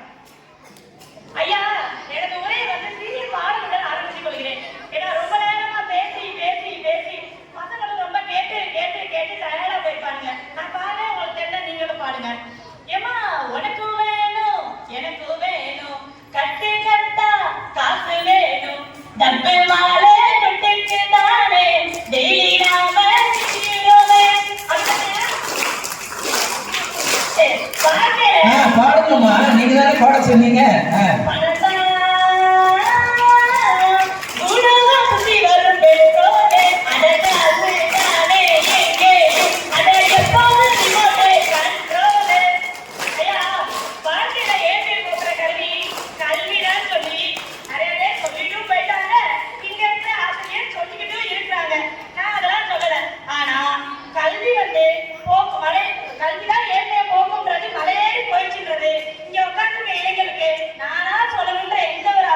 இல்லையா? அவங்களுக்கே புரியும்யா. எங்களுடைய வாதம் கல்வி வேணாம்னு சொல்லலையா, ஏழ்மையை போக்குறது செல்வம் தான் அப்படின்றதால என்னோட வாதம். எனக்கு முன்னாடி பேசின பேச்சாளர்கள் எல்லாருமே கற்பனை உலகத்துல வாழ்ந்துட்டு போயிட்டாங்கயா. முதல் பட்டதாரி சொன்னீங்க. முதல் பட்டதாரி வந்துட்டோம், பட்ட கையில இருக்கு, பாக்கெட்ல மணி இருக்கான்னு பார்த்தா பாக்கெட் எம்டியா இருக்கியா. நினைச்சதெல்லாம் கிடைக்கிற யூகேஜி சாவும் பறக்காம, கிடைச்சதை ஏத்துக்கிற 18 கிட்ஸாவும் பறக்காம, நினைச்சதும் கிடைக்காம கிடைச்சதையும் ஏத்துக்க முடியாம, விவரம் தெரியாத வயசுல ஏழ்மை, விவரம் தெரியாத வயசுல ஏழ்மையிலும், விவரம் தெரிஞ்ச வயசுல இயற்கையிலும் வாழ்கிற கடவுளே பார்த்து பரிதாபப்படுற 19 கிட்ஸ் பக்கம் இருந்து பேச வந்திருக்கேயா. இப்பதான் பேச வந்திருக்கீங்களா? சரி சரி. கற்றவருக்கு சென்ற இடமெல்லாம் சிறப்புதான், கற்றவருக்கு சென்ற இடமெல்லாம் சிறப்புதான். ஆனா அந்த கற்றவர் எங்க செல்ல வேண்டும் என்று தீர்மானிப்பதே செல்வதாயா.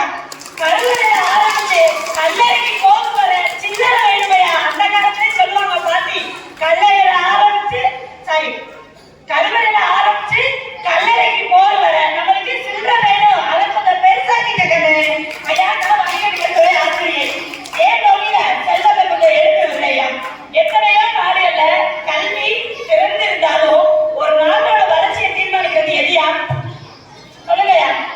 நாட்டோட பொருளாதாரம், அந்த பொருளாதாரத்தை வச்சுதானே தீர்மானிக்கிறாங்க. படிப்பை விட கல்வியை விட செல்வம் தான் வேண்டும் அப்படின்றதா என்னோட வாதம். டாப்ல பணம் இருந்தா ஆடிக்காரங்க போகலாம், ஆடில பணம் இருந்தா அம்பாசிடர்ல போகலாம். ஆடில போறதா அம்பாசிடர்ல போறதான்றது டிசைட் பண்றது என்னமோ காசுதாயா. ஆமாவா இல்லைங்கயா? காசு இருந்தா காசுல, காசு இல்லாட்டி கால்ல. கால்லாம் சும்மா போயிட முடியாது, வெயில் போட்டு தாக்குறதுக்கு காசு போ அப்படியே போயும், அதுக்கும் 100 ரூபாய் வேணும் இல்லையா. காசு இருந்தா காசுல, இல்ல காசு செய்யல, காசு வைக்கல. பசங்க பாப்பா என்னடா காசை ஃபுல்லா தூக்கி தூக்கி காசு காசு போறாங்க. ஏன்னா அந்த காசை சுவாசிக்கணும்னா கூட அந்த இடத்துல நம்மளுக்கு காசு தான் வேணும். காசு இல்லாட்டி காசை நம்மளால சுவாசிக்க முடியாதா. காசை 10 பெஞ்சில் உள்ளத புத்தகத்தை படிப்பா, லாஸ்ட் பெஞ்சில் உள்ளவனாயா வாழ்க்கையை படிப்பா.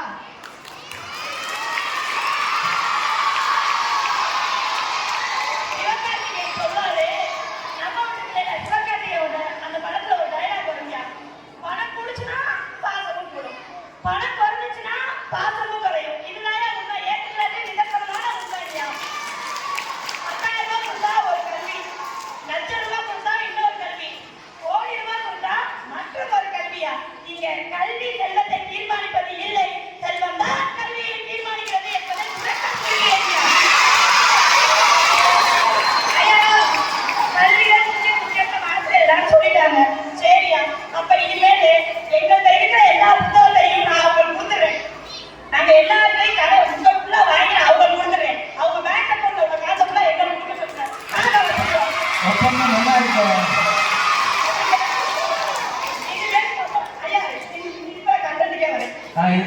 நாங்க போயிடுறோம், முதல்ல நாங்க திருச்சிக்கு புறப்பட்ட குறை பண்ணுறோம்.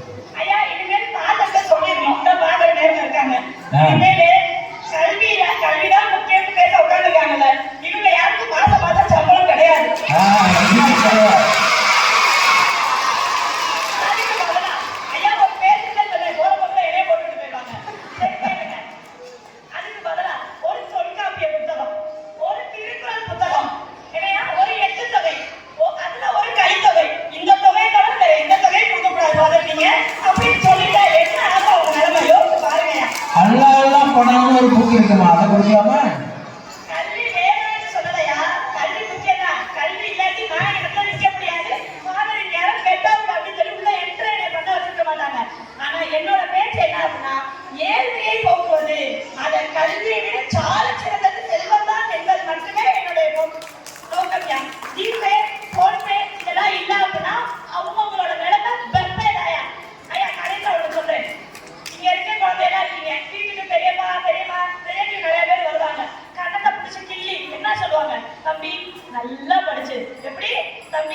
நல்லா படிச்சு அதோட நிப்பாட்டுவாங்கயா தம்பி நல்லா படிச்சு கை நிறைய சம்பாதிக்கணும் அப்படின்னு சொல்லுவாங்க. அங்க கூட எங்களோட கல்வியாயா சாரியா எங்களோட செல்வம் தாயா இருக்கிறது. அங்க ஓகே எங்களோட செல்வம் தாயா இருக்கிறது. அதுவும் மாமா இந்த படிப்பை எடுக்க சொன்னாங்க, சித்தப்பா இந்த படிப்பை எடுக்க சொன்னாங்க, வாத்தியாரு இந்த படிப்பை எடுக்க சொன்னாங்க. அவங்க அவனை என்ன படிக்கிறதே யாரும் கேட்க மாட்டாங்க. அவங்க எல்லாம் எதுக்காக எடுக்க சொல்றாங்க?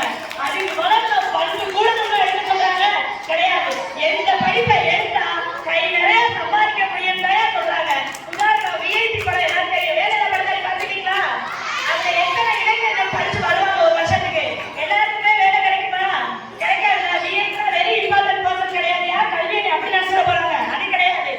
வேலை இல்லாம பட்டதாரி எத்தனை பட்டதாரி படிச்சு வேலை இல்லாம இப்ப வரைக்கும் இருக்காங்கன்றதாயா என்னோட கருத்தங்கயா. அவங்க ஜிபே போன்பே இல்லாட்டி ஒவ்வொருத்தவங்க வெப்சைட் சொல்லி வாழ்க்கை நல்ல முடிவு விடைபெறுகிறேன். நன்றி வணக்கம்.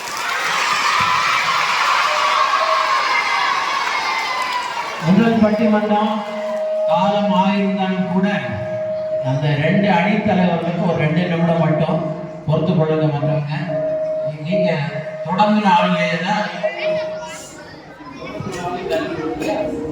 கையில தொடங்குறீங்க, அவங்க தான் முடிக்கணும்.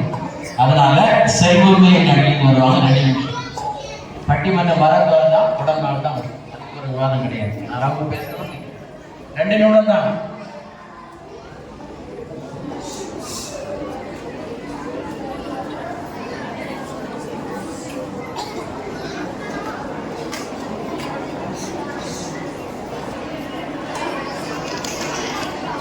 ஒரு நிமிஷம் ஆயிடுச்சு. ஐயா, ஏழ்மையை போக்குவது செல்வமே என்பதை மீண்டும் தொகுத்து வழங்க ஒரு வாய்ப்பு வழங்கிய அனைவருக்கும் முதற்கான வணக்கத்தை தெரிவித்துக் கொள்கிறேன். பார்ப்பதற்கு இந்த உலகத்துல பணம் பொருள் 2மே தேவை. அதுல நம்மளோட காசுங்கிறது எவ்வளவு தேவைன்னு என்னுடைய அணியினர் மிகச் சிறப்பாக எடுத்துக் கூறினார்கள். எப்படி காற்று மாதிரி சொன்னாங்க. ஐயா, கல்விங்கிறது கரண்ட் மாதிரி. கரண்ட் இல்லாம வாழ்ந்துடலாம். ஏன் இவ்வளவு நேரம் நம்ம கொஞ்சம் கரண்ட் இல்லாம வெயிட் பண்ணி கூட இருந்தோம். ஆனா அப்ப நீங்க பேசாம இருந்தீங்கல்ல, பேசிட்டு தானே இருந்தீங்க அவங்க அவேர்னஸ் கொடுக்கணும்ன்றதுக்காக. சரி, ஆனா நம்மளோட காசுங்கிறது காத்து மாதிரி. காத்து இல்லாம ஒரு நிமிஷம் கூட நம்மளால வாழ முடியாது. ஐயா, படிக்காதவங்க முட்டாள்னு சொல்றதை காட்டிலும் படிச்சுட்டு வேலைக்கு போகாதவங்க கண்டச்சோறுன்னு சொல்றதை கேட்க அவ்வளவு நிலை இருக்குல்ல, அது அவ்வளோ பயங்கரமான ஒரு மோசமான ஒரு நிலைமையா. சரஸ்வதி பூஜை அன்னைக்கு எல்லாரும் எனக்கு நல்ல படிப்பு வேணும்னு கேக்குறாங்க. அது ஒரு சிலர் தான். ஆனா அதே இது அம்மா எனக்கு நிறைய காசு வேணும்னு கேக்குறவங்களா நிறைய பேர் இங்க. படிப்பு ஒரு மனிதனை அறிமுகம் செய்யும், ஆனால் பணம் தான் ஒரு மனிதனை நிலை பெறச் செய்யும். வெறும் படிப்பை மட்டும் வைத்து நாம் சந்திராயன் விண்ணுக்கு அனுப்பவில்லை. அதற்கு 615 கோடி ரூபாய் செலவு செய்தோம் என்பது இங்கு எத்தனை பேருக்கு தெரியும்? ஐயா, படிப்பு ஒருவனுக்கு மதிப்பெண்களை பெற்றுத் தரும். பாக்கெட்டில் இருக்கும் பணம் தான் அவனுக்கு மதிப்பை பெற்றுத் தரும். நம்ம ஒரு டீ கடையில போய் நின்று எனக்கு கம்பெனியில ஷெல்லியை தெரியும், பாரதியை தெரியும் அப்படி இப்படின்னு சொல்லிட்டு எனக்கு ஒரு டீ போடுன்னு கேட்டா யாரும் போட மாட்டாங்க. பாக்கெட்ல இருந்து 10 ரூபாய் பணம் கொடுத்தாதான் போடுவாங்க. அதனால ஏழ்மை ஒழிப்பது கட்டாயம் கல்வி இல்லை செல்வம் தான் அப்படின்னு தீர்ப்பு வழங்குமாறு நன்றி கூறி வேண்டி விரும்பி கேட்டை கொண்டு விட இவர்களை நன்றி வணக்கம். கல்வியே நழிக 2 நிமிடம் தான் உங்களுக்கு எல்லாம் அடுத்து பாதம்லாம் பேச வேண்டியது. நடுவர் அவர்களே, எதிரணியினர் கேட்டார்கள், காலை உணவிற்கு கழித்தொகை, மதிய உணவிற்கு நியமி 40 கொண்டு வந்து சாப்பிட்டீர்களா என்று. நீங்கள் 100 ரூபாய் காலையில் உணவு அருந்தினீர்களா? இல்லை, மதியத்திற்கு 1000 ரூபாய் கொண்டு சாப்பிடுவதற்காக கொண்டு வந்தீர்களா? கல்வியை மட்டும் வைத்து நீங்கள் எவ்வளவு வேணாலும் சொல்லியிருக்கீங்க. இதெல்லாம் கல்வியெல்லாம் வந்து வறுமையில வந்து ஒழிக்க முடியாது, பணம் தான் அப்படின்னு பலவாறு பாட்டு படிச்சீங்க. அந்த பாட்டு படிக்கிறதுக்கு கல்வி தான் உங்களுக்கு தேவைப்படுது. எத்தனை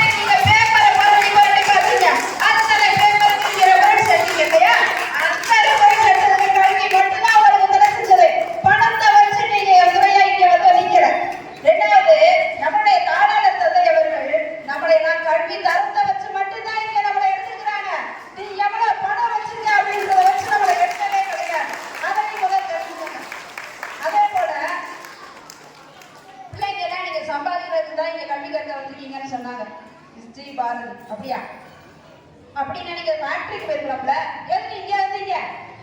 கல்வி கற்றா மட்டும்தான் உங்களுடைய வறுமை ஒழிக்க முடியும். நீங்களும் உங்க பெற்றோர் உணர்ந்ததால் மட்டுமே நீங்க கல்வி கற்க வந்திருக்க. பணம் சீக்கிரம் அழிஞ்சு போயிடும். கல்வி ஒரு நாள் அழியாது. அதை மனதில் இருந்துங்கள் மாணவர்களே, மனதில் இருந்துங்கள். ஏழ்மை ஒழிப்பது கல்வி மட்டுமே. நடுவர் அவர்களை அறிமுகப்படுத்தும் போது கூட அழகாக சொன்னாங்க. இவங்க கணித ஆசிரியர், இவங்க தமிழ் ஆசிரியை, இவங்க வடிவமைப்பு ஆசிரியர் என்று. இவங்க 10,000 வச்சிருக்காங்க, இவங்க 1 லட்சம் வச்சிருக்காங்க. இப்படி சொன்னாங்க. பூ வச்சிருக்காங்க, தொங்கட்டாம் போட்டிருக்காங்க, இப்படி சொல்லலாங்க. அப்புறம் பில்கேட்ஸ் டீ கடையில் போய் டீ குடிச்சாரு. அவர் பணக்கார இருந்தவங்கதான் நியூஸ்ல போய் அழைச்சுன்னு சொன்னாங்களே, அதை தெரிஞ்சது எப்படி? நீங்க போய் பாத்தீங்களா? இல்லைங்க, நீங்க படிச்ச கல்வி, நீங்க கேட்கக்கூடிய செல்வம், செல்வம்ங்கிறது ராஜமிஸ்து கேடி விழுச்செல்வம் கல்வி. நீங்க முன்னாடியே செல்வம்னு சொல்லிட்டீங்க மிஸ். நீங்க சரியா வந்து அதை ஜஸ்ட் பண்ணவே இல்லை. செல்வம் அப்படிங்கிறது எல்லாமே பொருந்தும். கல்வி செல்வம், பொருள் செல்வம் எல்லாமே பொருந்தும். கேடி விழுச்செல்வம் கல்வி ஒருவருக்கு மாணவர் மட்டுமே என்றால் அழியக்கூடிய செல்வம் அனைத்தையும் விட கல்வி ஒன்றை அழியாதது என்று தெளிவாக அவங்க சொல்லிட்டாங்க. அதனாலதான் நம்ம தாராளர் தந்தை கொட்டை அழைச்சாங்க எழுதி போட்டுருக்காங்க. உங்களுக்கு கல்வி ஒன்றுதான் அழியாதது, செல்வம் எல்லாம் அழிஞ்சு போயிடும் அப்படின்னு. அதனால வறுமையை ஒழிப்பது கல்வி. சரிங்களா? இன்னொன்று சொல்லிக்கிறேன், கடைசியா சொல்லிக்கிறேன். நடுவர் அவர்களே, பணத்தை வச்சு நீங்க எல்லாமே வாங்க முடியும் அப்படிலாம் சொன்னாங்க. பணத்தை வச்சு எதையுமே வாங்க முடியாது. சரிங்களா? நான் ஒரு இடத்துல போய் உதவி வேணும் போய் யாருமே நிக்காம இருக்கிறது நிலையப்படுத்துறதுதான் கல்வி. இன்னைக்கு நம்ம நடத்திருக்கவே பட்டிமன்றம். இந்த பட்டிமன்றம் புதிது. சரிங்களா? இந்த கட்டிடம் புதிது. நம் உரையாடக்கூடிய ஆசிரியர்கள் புதிதாக நமக்கு வாய்ப்பு கொடுத்துருக்காங்க. இது எல்லாம் புதிது. புதிய புதிய யோசனை, புதிய புதிய சிந்தனை, புதிய புதிய நமது பெருமை கட்டக்கூடியது நம் பள்ளி தாளாளர் தந்தை அவர்கள் மட்டுமே. ஆமாவா இல்லையா? ஆமான்னு கைதட்டிங்க, எல்லாம் பேசிட்டு இருப்பாங்க. பள்ளி தாளாளர் தந்தை வேதியியல் விஞ்ஞானி. அவர் நினைத்திருந்தால் விஞ்ஞானத்துறையில் போயிருக்கலாம். ஆனால் பல விஞ்ஞானிகளை நான் உருவாக்கியே தீருவேன் என்று நாம் பள்ளிக்கு வந்து இந்த வேலையை அமைத்து நம்மையும் இங்கே பேச வைத்துக் கொண்டிருக்கிறார். இன்னும் பல மாணவர்களை தினம் தினம் இந்த வேலையை ஏற்றி அடக்கு வைத்துக் கொண்டிருக்கிறார். பணம் தான் என்று நினைத்திருந்தார். ஆகையால் கல்வி ஒருவருக்கு அறியாமையை அகற்றி சிந்திக்க தூண்டி ஏழ்மையை ஒழிக்கும் என்பதை ஆணித்தரமாக நிரூபித்து வாய்ப்பை கொடுத்த நம் பள்ளியின் தாளாளர் தந்தை அவர்களுக்கும் நடுவர் அவர்களுக்கும் எத்தனை தூரம் சொன்னாலும் அழகாக உள்வாங்கி கைதட்டி கொண்டிருக்கிற எனது அன்பு மாணவிகள் மாணவர்கள் அனைவருக்கும்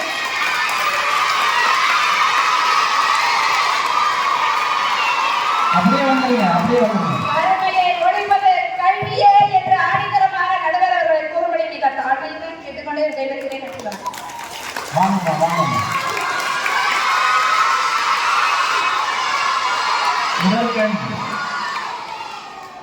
இப்போ தீர்ப்புரை சொல்றேன். 2 நிமிடம் தான். முதற்கண் வந்து இந்த அழகான 8 பேச்சாளர்களை, அறிவு சார்ந்த நல்ல ஒரு ஆய்வு திறமை உள்ள, குரல் வளம் உள்ள, என வேணும்னா எல்லாமே வேணும், 8 பேச்சாளர்களை தேர்ந்தெடுத்த உங்களுடைய பள்ளியுடைய தாளாளர்களுக்கு சிறப்பாக கைதட்டி கொடுப்போமா? ஏன்னா நான் இங்க வரவே இல்லை, தேர்ந்தெடுத்ததே அவர் தான், தலைப்பு எல்லாமே அவர் தான். அது காரணம் அவர் சொல்லிட்டாரு. சொல்லிடுறேன். இப்போ நான் அந்த துவக்க உரையை சொல்லும் பொழுது பெற்றோர்களுக்கு ஒரு சில கருத்துக்களை சொன்னேன். இப்ப அடுத்தபடியா இப்ப வந்து ஆசிரியர்களுக்கு நிறைய கருத்துக்கள், காலத்துக்கு ஆசிரியர் கல்வி 2 கருத்துக்களை பற்றி சொல்றேன். மாணவர்களிடையே பாகுபாடு பார்க்க வேண்டாம். நீங்க பாக்குறீங்க, நான் சொல்லலை, நான் போற இடத்துல எல்லாம் சொல்றது. ஜாதி மத இன உணர்வு எதையுமே வேண்டாம், கல்விங்கிறத மட்டும் பாருங்க. ஒண்ணு. இதை விட முக்கியமான ஒரு என்னன்னா, மாணவர்களை அந்த விளையாட்டு பீரியட்ல விளையாட விடுங்க. யாராவது அந்த பீரியட கடன் வாங்காதீங்க. குறிப்பா கணக்கு டீச்சரை கடன் வாங்காதீங்க. ஏன்னா என் காலத்துல எவ்வளவு நடந்துச்சு, என் பையன் காலத்துல அதான் நடக்கு, என் பேரப்பிள்ளை காலத்துல அதான் நடக்கு. கணக்கு பாடத்துல மட்டும் கடன் வாங்குறது இல்லை, எவ்வளவு நேரம் இருந்தாலும் நீங்க தனியா வகுப்பு வச்சீங்க, சிறப்பு வகுப்பு வச்சீங்க, விளையாட்டு அந்த எவ்வளவு நேரம் இருக்கோ அந்த பிசிக்கல் எஜுகேஷன் ரொம்ப முக்கியம். அது இந்தியாவில் இப்போ குறைஞ்சிட்டு வருது. ஏதோ கொஞ்சம் பேர் விளையாடுறாங்க, அதனால தான் ஒலிம்பிக்கில் கொஞ்சம் எந்திரிச்சு வந்து இப்போ நம்ம கீழே போயிட்டு இருக்கோம். அந்த ஹெல்த் இல்லைன்னா வெல்த் எல்லாம் வராது, எந்த பிரயோஜனமே இல்லை. அப்புறம் மாத்திரை வந்து தான் போயிட்டு இருக்கோம். அதனால அதை செய்யாடி. 2 பாயிண்ட் தான். குழந்தைகளுக்கு என்ன நான் சொல்றேன்னா, இப்போ ஒரு புதிய நோய் வச்சுக்கிட்டு இருக்கு. என்ன நோய்? சின்ன குழந்தையிலேருந்தே அது பெற்றோர்கள் காரணம். செல்போனை காமிச்சு சோறு ஊட்டுறாங்க. நிலாவை காமிச்சு சோறு ஊட்டினது போய் ஐயோ செல்போனை கொடுக்காதீங்க, கொடுக்கணும்னா சாப்பிட மாட்டான் சார். பசிச்சா சாப்பிடுவான், எல்லா குழந்தையுமே சாப்பிடுவான். இந்த முதல் 1 மாசம் நீங்க பாத்தீங்கன்னா செல்போன்லாம் என்னன்னே தெரியாது அதுக்கு. பிறந்த குழந்தை முதல்ல வாயை அசைக்கும், நீங்க பால் ஊட்டுவீங்க, அதில் ஏதோ தண்ணி வைப்பீங்க, அதில் சேர்ந்து ஏதோ ஒவ்வொரு ஒரு பழக்கம் ஏதோ ஒன்று வைப்பீங்க. என்ன அதை எப்படி யார் சொல்லி கொடுத்தா? பசிக்குதுன்னு காட்டுது இல்லை, குறைஞ்சபட்சம் அழும். அது மாதிரியா செய்யும். கொஞ்ச நாள் தான் இருக்கு. இப்போ எத்தனையோ குழந்தைகள் அதுக்கு அடிக்ட் ஆகி ரொம்ப மோசமாக போயிட்டு இருக்காங்க. அது பெற்றோர்கள் காரணமாக இருந்தாலும் உங்க அம்மா போனை கொடுத்தாலும் அப்பா போனை கொடுத்தாலும் நீங்க வாங்காதீங்க. இந்த வயசுல உங்களுக்கு தேவையில்லை. ஒரு குறிப்பிட்ட கல்வி வயதுக்கு மேல உங்களுடைய கல்விக்கே அந்த செல்போன் தேவைப்படுது. அதனால அதுக்கு மட்டும் பயன்படுத்துங்க. ரீல்ஸ் பார்க்கறதுக்கு, ஃப்ரெண்ட்ஸ் பார்க்கறதுக்கு, வேற ஏதாவது வாட்ஸ்அப் பார்க்கறதுக்கு, ஸ்டேட்டஸ் வைக்கிறதுக்கெல்லாம் பயன்படுத்தாதீங்க. அது தேவையே இல்லை. ஒரு வயதிற்கு பிறகு உங்களுக்கு இருக்கும். அது இப்போ நான் சொல்றது உங்களுக்கு என்னடா சொல்றாருன்னு சொல்லலாம். கொஞ்சம் காலத்துக்கு அப்புறம் அது உங்களுக்கு புரியும். ஏன்னா நீங்க ஒரு ரீல்ஸை பார்த்துட்டு என்ன மனப்பாடம் பண்ணியிருந்தாலும் என்ன கற்றிருந்தாலும் போய் தேர்வுல உட்கார்ந்தீங்கன்னா அந்த ரீல்ஸ் தான் கண் முன்னாடி இருக்கும். அனுபவம் நான் சொல்றேன், உங்களுக்கு தெரியும். நீங்க தேர்வு எழுத வராது, சிந்தனை திறனே உங்களுக்கு போயிடும். சிந்தனை மட்டும் போறதில்லை, சிந்தனை வேற, சிந்தனை திறன் வேற. சிந்தனை திறனே குறைஞ்சி போயிடும். அதன் தயவு செய்து அலைபேசியை தேவையற்ற வகையில் நீங்கள் பயன்படுத்தாதீர்கள். அடுத்தது, பெரியவங்களுக்கு எல்லாம் இப்பவே கொண்டாடிடாதீங்க. இந்த 2 நிமிடம் தான், இன்னும் 1 நிமிடம் தான், 1 நிமிடம் முடிச்சேன். நீங்க இந்த பெரியவர்களுக்கெல்லாம் மரியாதை கொடுக்கிறது, வணக்கம் செலுத்துறது ஒரு பழக்கத்தை இதுக்கு முன்ன இருந்தாலும் இல்லைனாலும் நாளையும் துவங்குங்க. காலை எழுந்திரிச்ச உடனே உங்களுடைய பெற்றோர்களை வணங்குவதை ஒரு பழக்கமாக கொள்ளுங்கள். அது உங்களுக்கு பலவிதமான பலன்களை கொடுக்கும். படிப்பு மட்டும் இல்லை, எல்லா விதமான பலன்களை கொடுக்கும். பெற்றோரிடம் ஆசி வாங்காம வீட்டுக்கு வெளியே வராதீங்க. டாட்டா காட்டுறதல்ல ஆசி. ஆசி வாங்குவதற்கு டாட்டா காட்டுறது அல்ல. வேற என்னது? அவங்ககிட்ட வணக்கம் செலுத்துவது ஆசி. இங்க பள்ளிக்கூடத்துக்கு வந்தா ஆசிரியருக்கு வணக்கம் செலுத்தாங்க. இல்லைன்னா விட மாட்டாங்க, குச்சி வச்சு போட்டாலும் குட் மார்னிங் சொல்லிட்டுருவாங்க. ஆனா வீட்டுல பெற்றோர்கள் அப்படி செய்ய மாட்டாங்க. அதை பயன்படுத்தாதீர்கள். அவங்களுடைய பணியை கற்றுக்கொள்ளுங்கள், அது உங்களுக்கு உயர்வு தரும். இந்த 2 மட்டும் காலத்தின் அவசியங்கள் சொல்லி தீர்ப்புரைக்கு வரேன். கல்வியா செல்வமா வரைமுறையை போக்குவதற்கு 2 பேரும் பேசும்போது பார்த்தா பணம் இல்லாம ஒண்ணுமே நடக்காது, கல்வி இல்லாம ஒண்ணுமே நடக்காது. கல்வி சம்பாதிக்க, பணம் சம்பாதிக்க கல்வி வேணும். சுந்தர் பிச்சைங்கிறவர் நம்ம இந்தியாவில் உள்ளவர். அந்த நிறுவனத்துல வேலை செய்யறாரு. அவருடைய 1 வருட சம்பளம் என்னன்னு தெரியுமா? ஏறக்குறைய 650 ரூபாய். அவருடைய 1 வருட சம்பளம். இது அவருடைய கல்வியினால வந்ததுன்னு சொல்லலாம். ஆனால் அவர் கூட படிச்ச 100கணக்கான மாணவர்கள் அந்த சம்பளம் வாங்கல. இன்னும் மாசம் 1 லட்சம் கிடைக்குமான்னு பார்த்துட்டு இருக்காங்க. அப்ப வேற ஏதோ ஒண்ணு அங்க மாறுபடுது இல்லையா? அதை நீங்கள் பார்க்கணும். ஆனா கல்வியும் தேவை, செல்வமும் தேவை. 2 தேவைன்னா தீர்ப்பு சொல்ல திருச்சி நீங்க வரல. 2மே தேவை. ஆனா நீங்க பார்க்கும் பொழுது பொருளாதாரத்தை பற்றி சொன்னார்கள். பொருளாதாரம் அப்படின்னு பார்த்தா அதுக்கு நீங்க அது ஒரு அளவுகோல். ஆனா பொருளாதாரம் என்பதை அளக்கும் பொழுது எதை வச்சு அளக்கிறாங்கன்னு உங்களுக்கு தெரியுமா? ஒரு நாட்டுடைய பொருளாதாரத்தை அளவிடும் பொழுது அந்த நாட்டு மக்கள் தொகையில் எத்தனை சதவீதம் பேர் கல்வி கற்றிருக்கிறார்கள் அப்படிங்கிறத வச்சு ஒரு முக்கியமான அளவு உள்ளது. அந்த கல்வி இப்ப இப்ப ஹுண்டாய் கம்பெனி என்னென்னமோ கம்பெனி எல்லாம் இப்ப வெளிநாட்டு கம்பெனிலாம் இங்க வந்துச்சுல்ல, அதுக்கு ஒரு முக்கியமான காரணம் இங்க வந்து கல்வி கற்றவர்கள், அதுவும் இளைஞர்கள் நிறைய பேர் இருக்காங்க. குறைந்த ஊதியத்துல அவங்கள நம்ம வேலை வாங்கலாம். கல்வி இல்லைன்னா அவங்களுக்கு வேலை முடியும். கல்வியெல்லாம் என்னது ஹெல்ப்பர் வேலை தான் முடியும். ஆக பணத்துக்கு அந்த கல்வி கற்றவர்களும் ஒரு அளவுக்கு, அதற்கு பின்புதான் பொருளாதாரம் வருகிறது. பல விஷயங்கள் அதில் இருக்கு. உற்பத்தி திறன், இப்படி அதுக்குள்ள போய் பார்த்தீங்கன்னா பேசுறீங்க கரெக்டு தான், ஆனால் உள்ள போய் பாருங்க. நான் இப்போ சொல்லிடுறேன், அதுக்கு 20 நிமிஷம் ஆகும். பொருளாதாரத்தை இப்படி அளவெடுக்கலாம்னு சொல்லிட்டு விலைவாசி புள்ளி குறைவிடணும், அதுக்கு நேரம் இல்லை. ரிசர்வ் பேங்க் ஆஃப் இந்தியான்னு இந்தியாவில் ஒன்று இருக்கு, அடிக்கடி கேள்விப்பட்டிருக்கீங்க. சக்தி காந்ததாசனி ஒருத்தருடைய கவர்னராக இருக்கிறார்.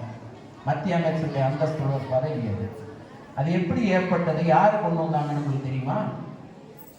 ரிசர்வ் பேங்க் ஆஃப் இந்தியாவில் அந்த ரிசர்வ் பேங்க் இந்தியா இந்த அமைப்பை, அதான் நம்முடைய அந்த பண மதிப்பு எல்லாத்தையும் கட்டுப்படுத்துகிறது.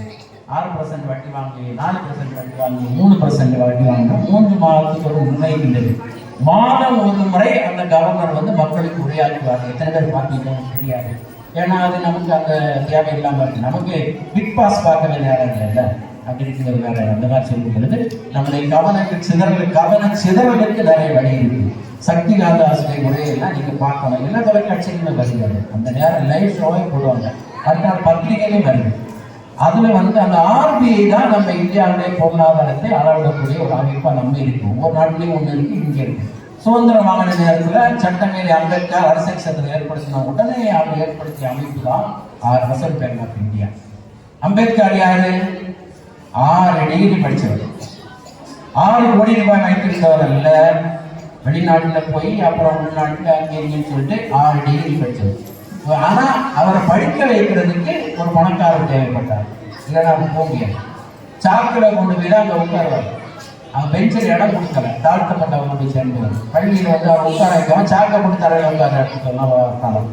பிறகு அவருடைய படிப்பு, அந்த பணம் கொடுத்தா எல்லாரும் படிப்பு வந்துடும், வராது இல்லையா? அதனால் அந்த அறிவை பார்த்து ஒரு பெரிய பணக்கார உதவி செய்தால் அவர் லண்டனில் போய் படித்து, அப்புறம் பல இடங்களில் படித்து அவர் வந்தார். இது விரிவாக பேச வாய்ப்பு இல்லை, நேரம் இல்லை. இருந்தாலும் கல்வி என்பது, செல்வம் என்பது தேவைப்பட்டாலும் செல்வம் என்பது ஒரு 40%, கல்வி என்பது ஒரு 60%. எப்படி செல்வம் வாழ்வுடைய ஏழ்மையை போக்குவதற்கு ஒரு 40 விழுக்காடுனா கல்வி ஒரு 60 விழுக்காடு. ஏன்னா அந்த கல்வி அறிவு இல்லாமல் செல்வத்தை சரியாக திட்டமிட முடியாது. அந்த வகையில் பார்த்தால் ஏழ்மையை போக்க பெரிதும் உதவுவது, ரெண்டுமே உதவும், பெரிதும் உதவுவது கல்வியே கல்வியே கல்வியே என்று பொருட்படுத்தி கட்டிமன்றத்தை நிறைவு செய்கிறேன். நன்றி, வணக்கம்.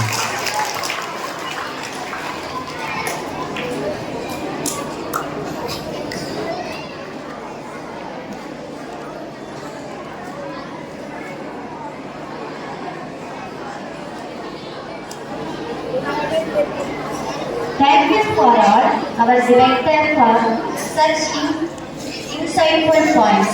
Let us clap your hands.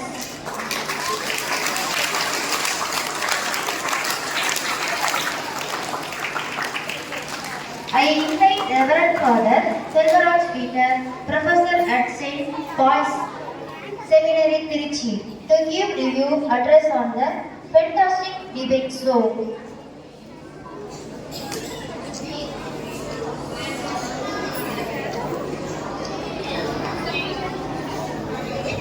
அனைவருக்கும் வணக்கம். மிக அருமையான ஒரு பட்டிமன்றத்தை இன்றைக்கு நான் காதுகளை கேட்டேன். எனக்கு பட்டிமன்றங்கள் பிடிக்கும். நிறைய பேச்சாளர்களை பேச்செல்லாம் ரசித்து கேட்டிருக்கிறேன். எங்களுக்கு வந்து ஃபாதர் ஜெரால்டு ஷார்ட்டாக முடிச்சிங்க அப்படின்னு, ஷார்ட்டாக முடிச்சுக்கிறேன் அப்படின்னா. இங்கே படம் போட்டுருக்கிறீங்க, என்ன படம் அது? யாருடைய படம் அது? யாருடைய படம்? அன்னை தெரேசா. அவங்க ஒரு தடவை வெளிநாட்டு போயிட்டு வரும்போது ஏர்போர்ட்டில் கஸ்டம்ஸ்ன்னு சொல்லுவாங்க, அந்த செக் பண்ணுற இடம். அவங்க வழக்கமாக கேட்குற ஒரு கேள்வி, mother Do you carry with you any weapon அப்படின்னு கேட்டாங்க. உங்களோடு நீங்க ஏதாவது ஆயுதத்தை தூக்கி தொடறீங்களா? அது எல்லாரும் கேட்குவாங்க. நீங்கள் உங்களுடைய பையில ஏதாவது ஆயுதம் வைத்திருக்கிறீர்களா என்று கேட்பது அவருடைய கடமை. ஆகவே அவர்கள் கேட்டார்கள். அன்னை தெரசா என்ன சொல்றாங்க தெரியுமா? I always carry with me a powerful weapon அப்படின்னு ஜெபமாலை எடுத்து காட்டினாங்க. அவங்க வச்சிருக்கிற ஜெபமாலை அந்த கையில பாருங்க, அந்த கையில பாத்தீங்கன்னா ஜெபமாலை போட்டிருக்கிறாங்க. அப்ப என்னன்னா prayer is the powerful weapon. அதனாலதான் அந்த அம்மா சொன்னாங்க ஒரு விஷயம், fruit of silence is prayer, fruit of prayer is faith, fruit of faith is love, fruit of love is service, fruit of service is joy. நீ உங்களோட பணம் எவ்வளவு வச்சிருந்தாலும் பரவாயில்ல, எவ்வளவு பெரிய படிப்படியாக இருந்தாலும் பரவாயில்ல, உனக்கு வாழ்க்கையில ரொம்ப ரொம்ப ரொம்ப தேவை ஜாய். அப்படின்னா மகிழ்ச்சி. அந்த ஜாயில அந்த 3 எழுத்துலயே ஒரு சூட்சமம் இருக்குது. அது என்னது? ஃபர்ஸ்ட் லெட்டர் என்ன? ஜாய் என்ற 3 எழுத்துல முதல் எழுத்து என்ன? ஜே. அது கிறிஸ்தவர்களுக்கு ஜீசஸ். பொதுவா கடவுளுக்கு முக்கியத்துவம் கொடுக்கும். திருக்குறள்ல முதல் திருக்குறள் என்ன?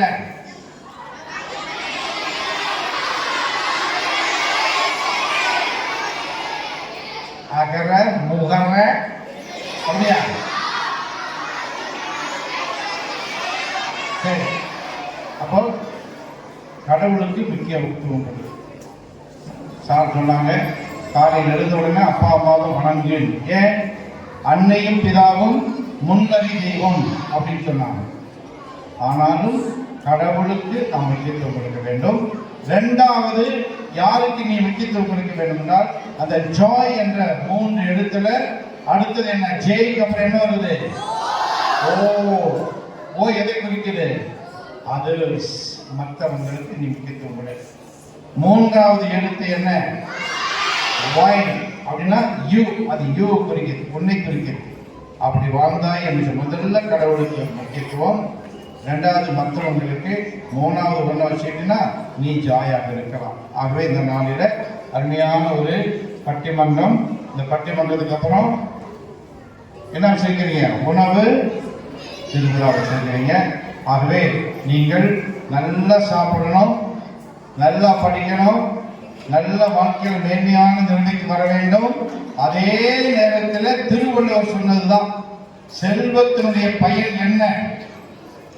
ஈதல் மற்றும் கொடுக்கணும்.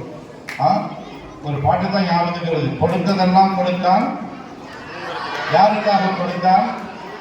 ஒருத்தருக்காக கொடுத்தான், ஒருக்காக கொடுத்தான்.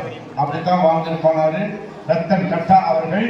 ஆகவே அவரும் அமெரிக்காவில் படிச்சுட்டு வந்ததுக்கு அப்புறம் தான் எல்லாத்தையும் செஞ்சாரு. கடைசியில ரொம்ப எளிமையான வாழ்க்கை வாழ்ந்து நமக்கெல்லாம் ஒரு முன் உதாரணமாக வாழ்ந்து விட்டு சென்றிருக்கிறார். ஆகவே அன்னை தெரசாவுடைய அந்த வார்த்தைகளை நம் உள்ளத்தில் நிறுத்தி வாழ்வாங்கு நீங்கள் அனைவரும் வாழ வேண்டும் என்று வாழ்த்தி தந்தை அவர்களை, ஜெரால்ட் அவர்களை வாழ்த்துகிறேன். பிரபு அவர்களை வாழ்த்துகிறேன். எங்கள் பெரியப்பா ஃபாதர் ஸ்டீபன் கஸ்பார் அவர்களை வாழ்த்துகிறேன். உங்கள் அனைவருக்கும் வாழ்த்து சொல்லி விடைபெறுகிறேன். நன்றி, வணக்கம்.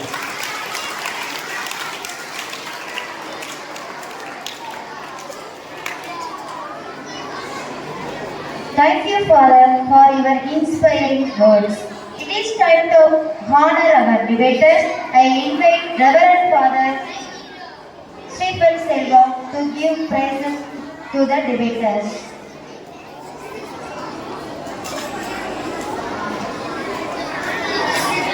அன்பார்ந்த சிறப்பு விருந்தினர்களே, பேச்சாளர்களே, அன்பு குழந்தைகளே, ரொம்ப டைம் எடுக்கல. நல்லா இருந்துச்சா? Was it more informative? நிறைய செய்தி இருந்துச்சு உங்களுக்கு. எது முக்கியம்?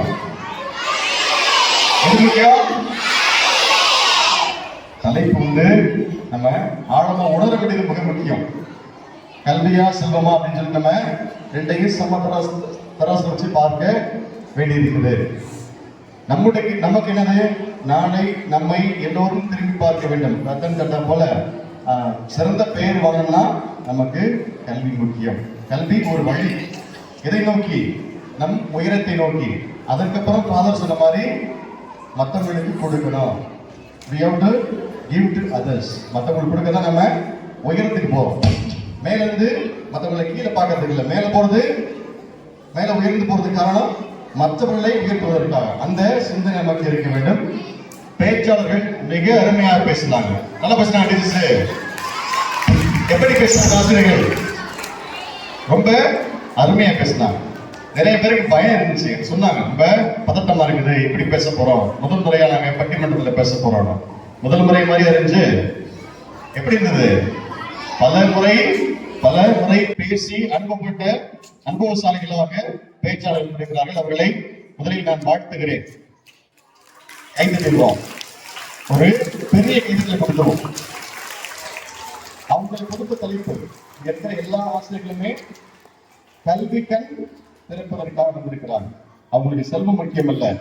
இந்த பள்ளியில் இருக்கிற எல்லா வாய்ப்புகளையும் உங்களுக்காக பயன்படுத்தி உங்களுக்கு அதை சமர்ப்பணமாக்குகிறார்கள். அவருடைய அந்த தியாகம் இந்த நாள் நம்ம பார்க்கின்ற பொழுது, இந்த தினத்திற்காக பல நாட்கள் அவர்கள் தங்களை தயார் செய்தார்கள். இருந்த பொழுதும் அவருடைய பேச்சு மிக ஆணித்தரமாக அழுத்தமாக பல சிந்தனைகளை கொடுக்கின்றதமாக இருந்தது. ஆகையினால் அவர்களை மீண்டும் முறை பாராட்டி அனைவருக்கும் தந்தை செல்வராஜ் அவர்கள் ஒரு நினைவு பரிசு கொடுப்பார்கள்.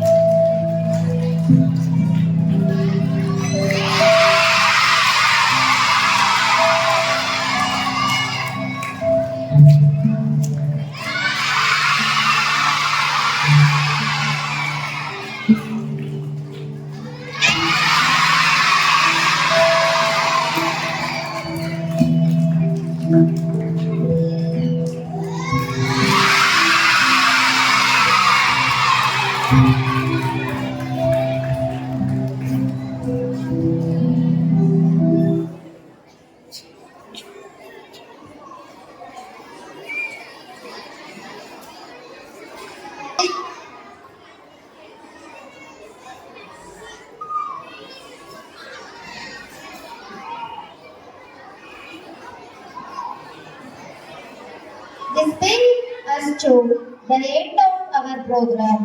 Thank you all for being to it today.